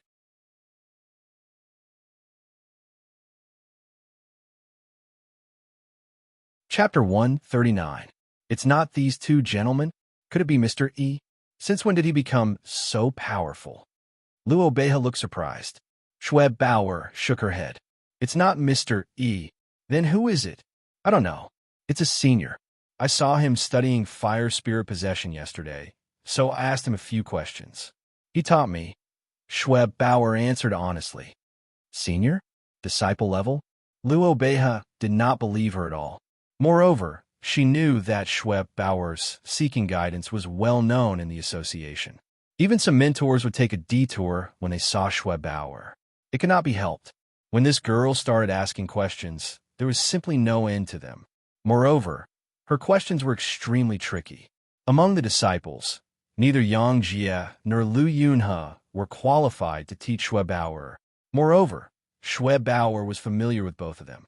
But other than these two, who else among the disciples would dare to teach Schwebauer? Schwebauer continued asking questions. Schwebauer gave her a rough description of the man and even mentioned that he was on the fourth realm. Luo Beha was stunned. Among Maple City's disciples, there were only 3 who had reached the fourth realm: Yang Jie, Schwebauer, and Lu Yunhe. Yesterday, there was one more. Could it be him? Lin Jin didn't go to the Friar Association today. He had decided to use fire spirit possession to deal with Yang Jie. Since he had learned the spell, and the Museum of Deadly Beasts had a more detailed version of it, what was the point of going to the Friar Association? It would be troublesome. Every time he went there, he would hear rumors about him, so he could have some peace and quiet without going. Lin Jin waited in the consultation hall until evening when Han Dong came in, saying that someone had delivered something. Lin Jin went out to take a look. There was a small box outside with some herbs and gold inside. Without even looking, Lin Jin knew who it was. Chen Wenlin of the Chen family. This hypocrite hasn't given up yet. He thinks he can change Lin Jin's mind with small favors every day. Lin Jin chuckled. This guy was quite the rascal, leaving the items behind and running away. Lin Jin couldn't even retreat now. Lin Jin had accepted the plaque he received last time. However, these herbs were expensive, and as for the gold and silver, he couldn't accept it without doing anything. So, even if it was difficult, he had to. "Han Dong," Lin Jin called. Han Dong immediately went up to him. "Do you know where the Chen family is?" Lin Jin asked. Han Dong nodded. In Maple City, Chen Medicine Hall was considered to be one of the more prominent clans. Some people were already comparing the Chen family to the 3 largest families, so Han Dong knew about them. "Return it. Think of a way to return it. Anyway, you have to return it. Also, remember, you're my student. Don't let me down," Lin Jin instructed. There were some things that he couldn't let Zhao Ying and Lu Xiaoyan do. They were girls, but Han Dong was different. There were some things that he could trust Han Dong to do. Han Dong understood what Lin Jin meant. Without another word, he picked up the items and left with his pet beast, the hard-skinned wild boar. Looking at the sky, Lin Jin decided to head home directly because he still had to look for the fox demon tonight to change Little Nine's bandages. At night, Lin Jin prepared to leave with Xiaohua. At first, he didn't plan to bring Goldie along. However, Goldie seemed to know what Lin Jin was going to do. Lin Jin couldn't chase him away. He had no choice but to bring along. Once outside the city, Lin Jin waited until it was late before having Xiaohua transform into his giant wolf form. Then, Lin Jin rode on his wolf and sprinted away. Admittedly, Xiaohua was indeed ferocious in his giant wolf form. Now that he was more than 20 feet long, he could cover 100 miles of mountain roads in no time. When he arrived at the forest, Shang'er and the fox cubs had been waiting for him for quite some time. At the sight of Lin Jin, Shang'er bowed respectfully while the fox cubs imitated her, creating a comical scene. This time, Lin Jin brought along some snacks and candied plums. Shang'er and the fox cubs were all smiles as they munched on them. Inside the cave, Little Nine's condition was much better. Lin Jin was impressed by the monster's recovery speed. However, Lin Jin knew that Little Nine's injuries weren't as simple as an infection. There was a unique corrosive monster energy around the wound. Otherwise, a monster's physique could easily heal itself without any problems. Why would it be so troublesome? After asking Shang'er for more details, the latter answered, "Nothing can be hidden from Master Lin. Little Nine was indeed injured, not infected." Shang'er told Lin Jin that Little Nine was injured by another monster. Lin Jin shook his head as he listened. It was said that monsters were hard to find, but that wasn't the case at all. Forget the nest of fox monsters here. There was also a black snake monster in the well in Maple City's dilapidated temple. That snake was a menace, and Lin Jin planned to get rid of it as soon as possible. It could be said that he was getting rid of a menace for the people, but more importantly, Lin Jin was afraid that the other party would seek revenge. Since they were enemies, it was safer to get rid of them as soon as possible. Shang'er said that some time ago, when she was traveling around Mount Zoriku with the fox cubs, they encountered a monster. That demonic beast's strength was extraordinary, and Shang'er was evenly matched with it. In the end, Little Nine was injured by that demonic beast. Fortunately, that demonic beast didn't kill Little Nine, or else Little Nine wouldn't have been able to return alive. Mount Zoriku. Lin Jin knew that it was a forest about 80 miles away from here. It was a deserted area, and even hunters wouldn't venture there. Only some herb gatherers would occasionally venture there. Lin Jin mused, if it's evenly matched with Shang'er, doesn't that mean it's also a rank 4 monster? It was only later that Lin Jin found out that although Shang'er's realm was high, she knew nothing about offensive or defensive spells other than shape-shifting. In other words, Shang'er only had cultivation but no spells. The only thing she was good at was shape-shifting. Little Five's cultivation was second only to Shang'er, and she was good at entering dreams. As for the other little foxes, they were ignorant and didn't know anything. They only had strong physiques and a bit of intelligence. Lin Jin understood now. Back when he was listening to the teachings outside the Taoist temple, Shang'er understood the most, and she learned shape-shifting. Little Five, on the other hand, was only able to enter dreams. The other fox cubs were less perceptive, so they couldn't compare to Shang'er and Little Five. All these years, they had searched everywhere for cultivation methods, but to no avail. Hence, their realm stagnated.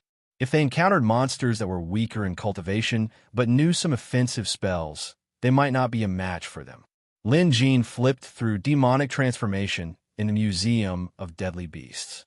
Demonic Transformation was a summary of the monster's various spells. Currently, Lin Jin only had the first part of the Demonic Transformation, and it already contained many spells. Invisibility, Ghostly Labyrinth, Bronze Skin, Iron Bones, Minor 5 Elements, and Object Manipulation. These were the spells contained in the first part of the Demonic Transformation. Each spell had a detailed explanation. Lin Jin could even teach a pig these things. Lin Jin began his lecture.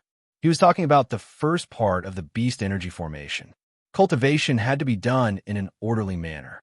Even if Shang'er and Little Five had already cultivated it, They would surely gain new insights after a little more consolidation. The fox cubs gathered around and listened attentively. Shang'er sat aside as well, listening to Lin Jin's lecture. After the first part of the beast energy formation was over, the fox cubs began to ponder. They seemed to have gained something, but some were still confused, clearly not understanding much. This matter wasn't urgent, and it couldn't be rushed. Lin Jin began his lecture on demonic transformation. In terms of order, Lin Jin made some changes. He started with object manipulation. Object manipulation was relatively simple and could be used for both offense and defense. The Museum of Deadly Beasts called it a universal skill. However, no matter how simple it was still a spell. It wouldn't be easy to master in a short period of time. Following the museum's detailed explanation, Lin Jin slowly finished explaining object manipulation and gave Shang-Er and the others time to digest it. In fact, only Shang-Er and Little Five were qualified to learn this spell at this stage. The other fox's realms and intellect weren't high enough. Relatively speaking, Shang-Er's comprehension was the highest. After a moment of contemplation, she looked delighted as if she had obtained something she fancied. Then, she began to ask Lin Jin questions. Lin Jin answered seriously. Shang-Er pondered over it before bowing. "Thank you, Master Lin, for your teachings."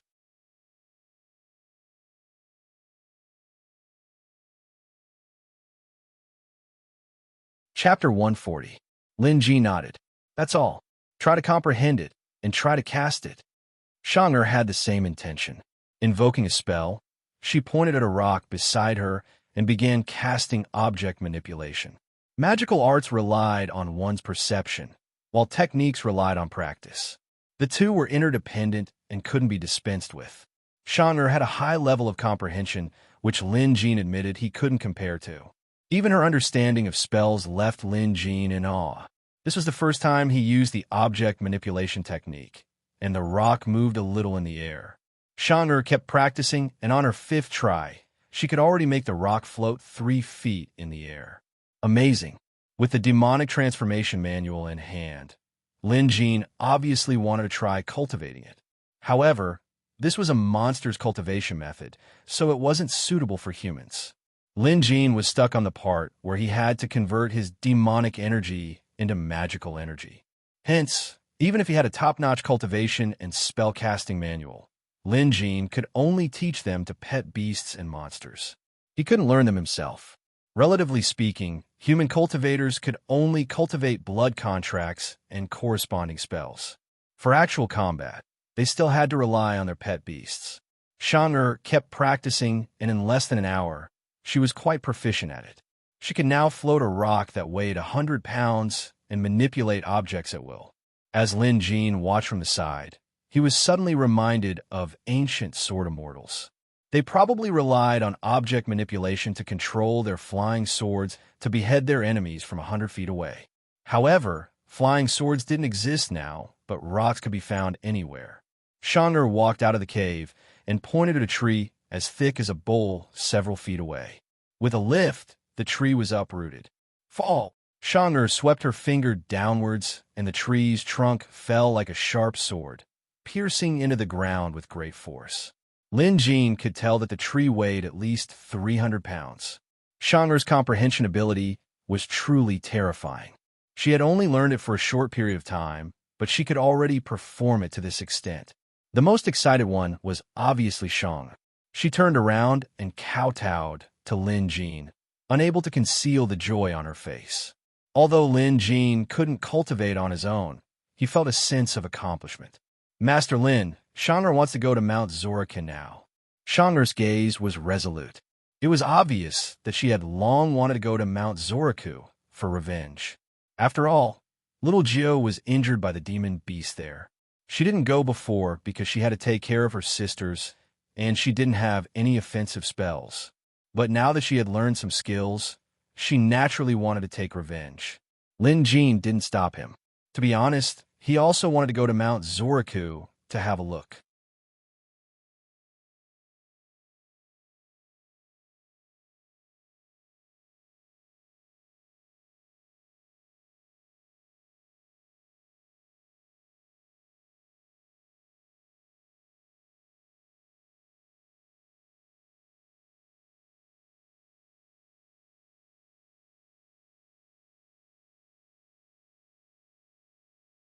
Chapter 142. Although he didn't find anything, nor did he find anything that could reveal the Black Wind Wolf's background, Lin Jin knew that a lone wolf couldn't have learned cultivation and become a monster out of nowhere. Especially this Dark Wind spell, which was clearly a high-level spell. Where did the Black Wind Wolf learn it from? There must be some sort of legacy. There were two possibilities.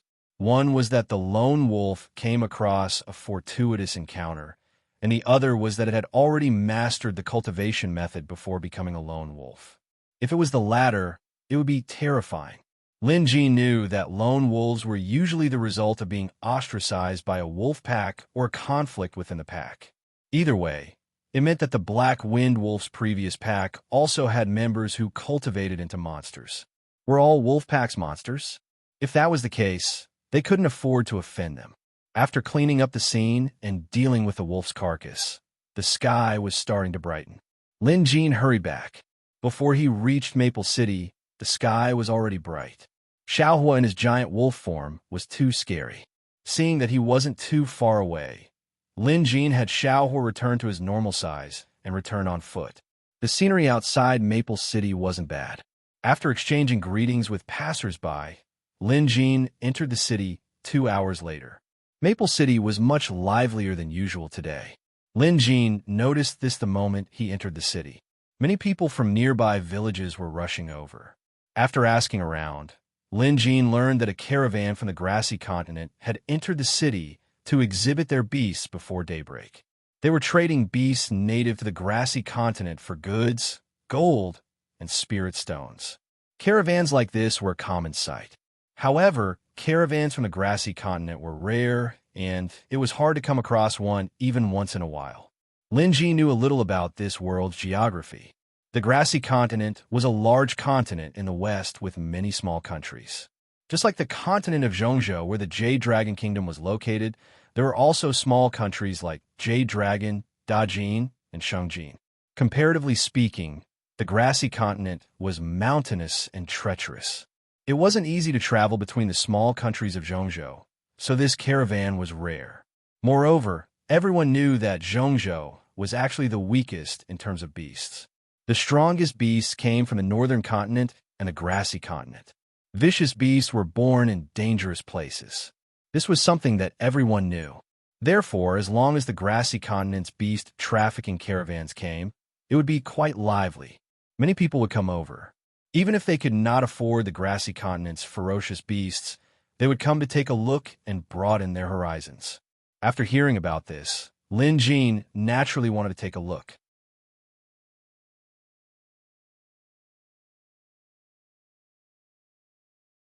Because at this stage of the game, he was the only one who could save the deer given its fatal injuries. Using internal acupuncture, Lin Jin stimulated the deer's heart and lungs to keep it alive. Then he fed it medicine, cleaned the wound, stopped the bleeding, and stitched it up. Everything went smoothly. When Lin Jin was working, he was so focused that he didn't notice someone passing by the consultation hall and peeking inside. Outside, Dong he watched as Lin Jin treated the deer and scoffed. He wanted to express his disdain, but then remembered that Lin Jin was already a rank 2 beast appraiser, while he was just an apprentice. There was no way they could compare. However, Dong he wasn't convinced. His zodiac sign was that of a duck. After stewing the deer for an entire night, his entire body was limp, but his mouth was stubborn. After watching for a while, Dong he left. He was in a hurry to head to the grassy continent's trade exhibition to look at the continent's pet beasts. Not long after Dong he left, Gao Jiang passed by. After a glance, he left too. Jia Qian was here. She was much more low-key than before.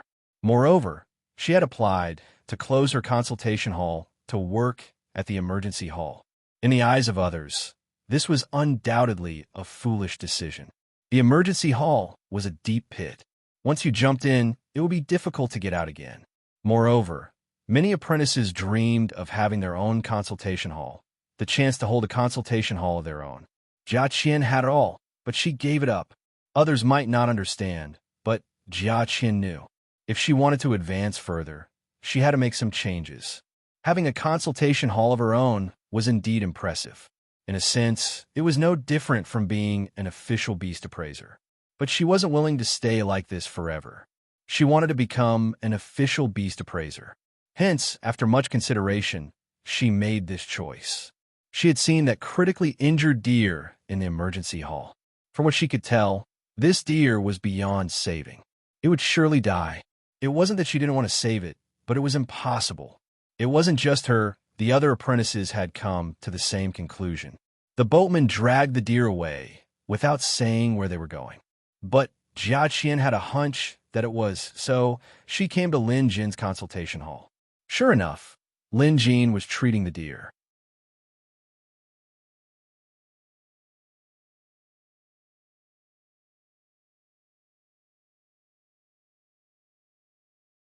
Appraiser Lin is so skillful that he was able to bring the dead back to life. Jia Qian used to be arrogant, but that was all due to her ignorance. She used to speak ill of Appraiser Lin and made things difficult for him. Now that I've come to my senses, I realize my past mistakes. I'm not asking for Appraiser Lin's forgiveness. I just want to apologize. Jia Qian, I'm sorry. After saying those words, he bowed deeply. Lin Jin waved. It's all in the past. I don't care. It might seem like a casual statement, but Lin Jin really didn't care. As for this deer, it wasn't dead to begin with. It was just heavily injured, so I didn't bring it back to life. If it was really dead, there's nothing I can do. This was the truth. If it was really dead, no matter how capable Lin Jin was, he wouldn't be able to bring it back to life. Of course, in the ancient legends of immortals, there were stories of people being able to heal the dying and regrow flesh and bones. But those were just legends. At this stage of the game, no one could do it. Jia Qian smiled awkwardly. She was just saying that. She was about to bid farewell and leave.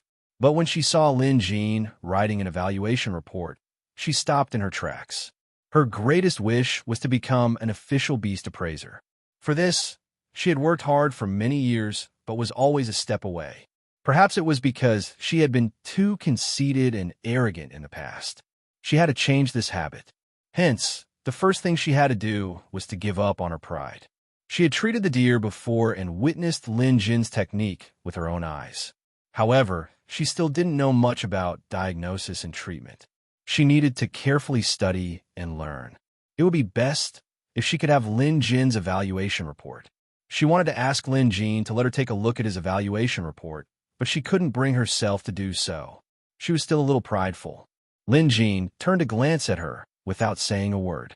Jia Qian was hesitating, so she must have a request. She probably wanted to see his evaluation report. However, Lin Jin wouldn't give it to her willingly.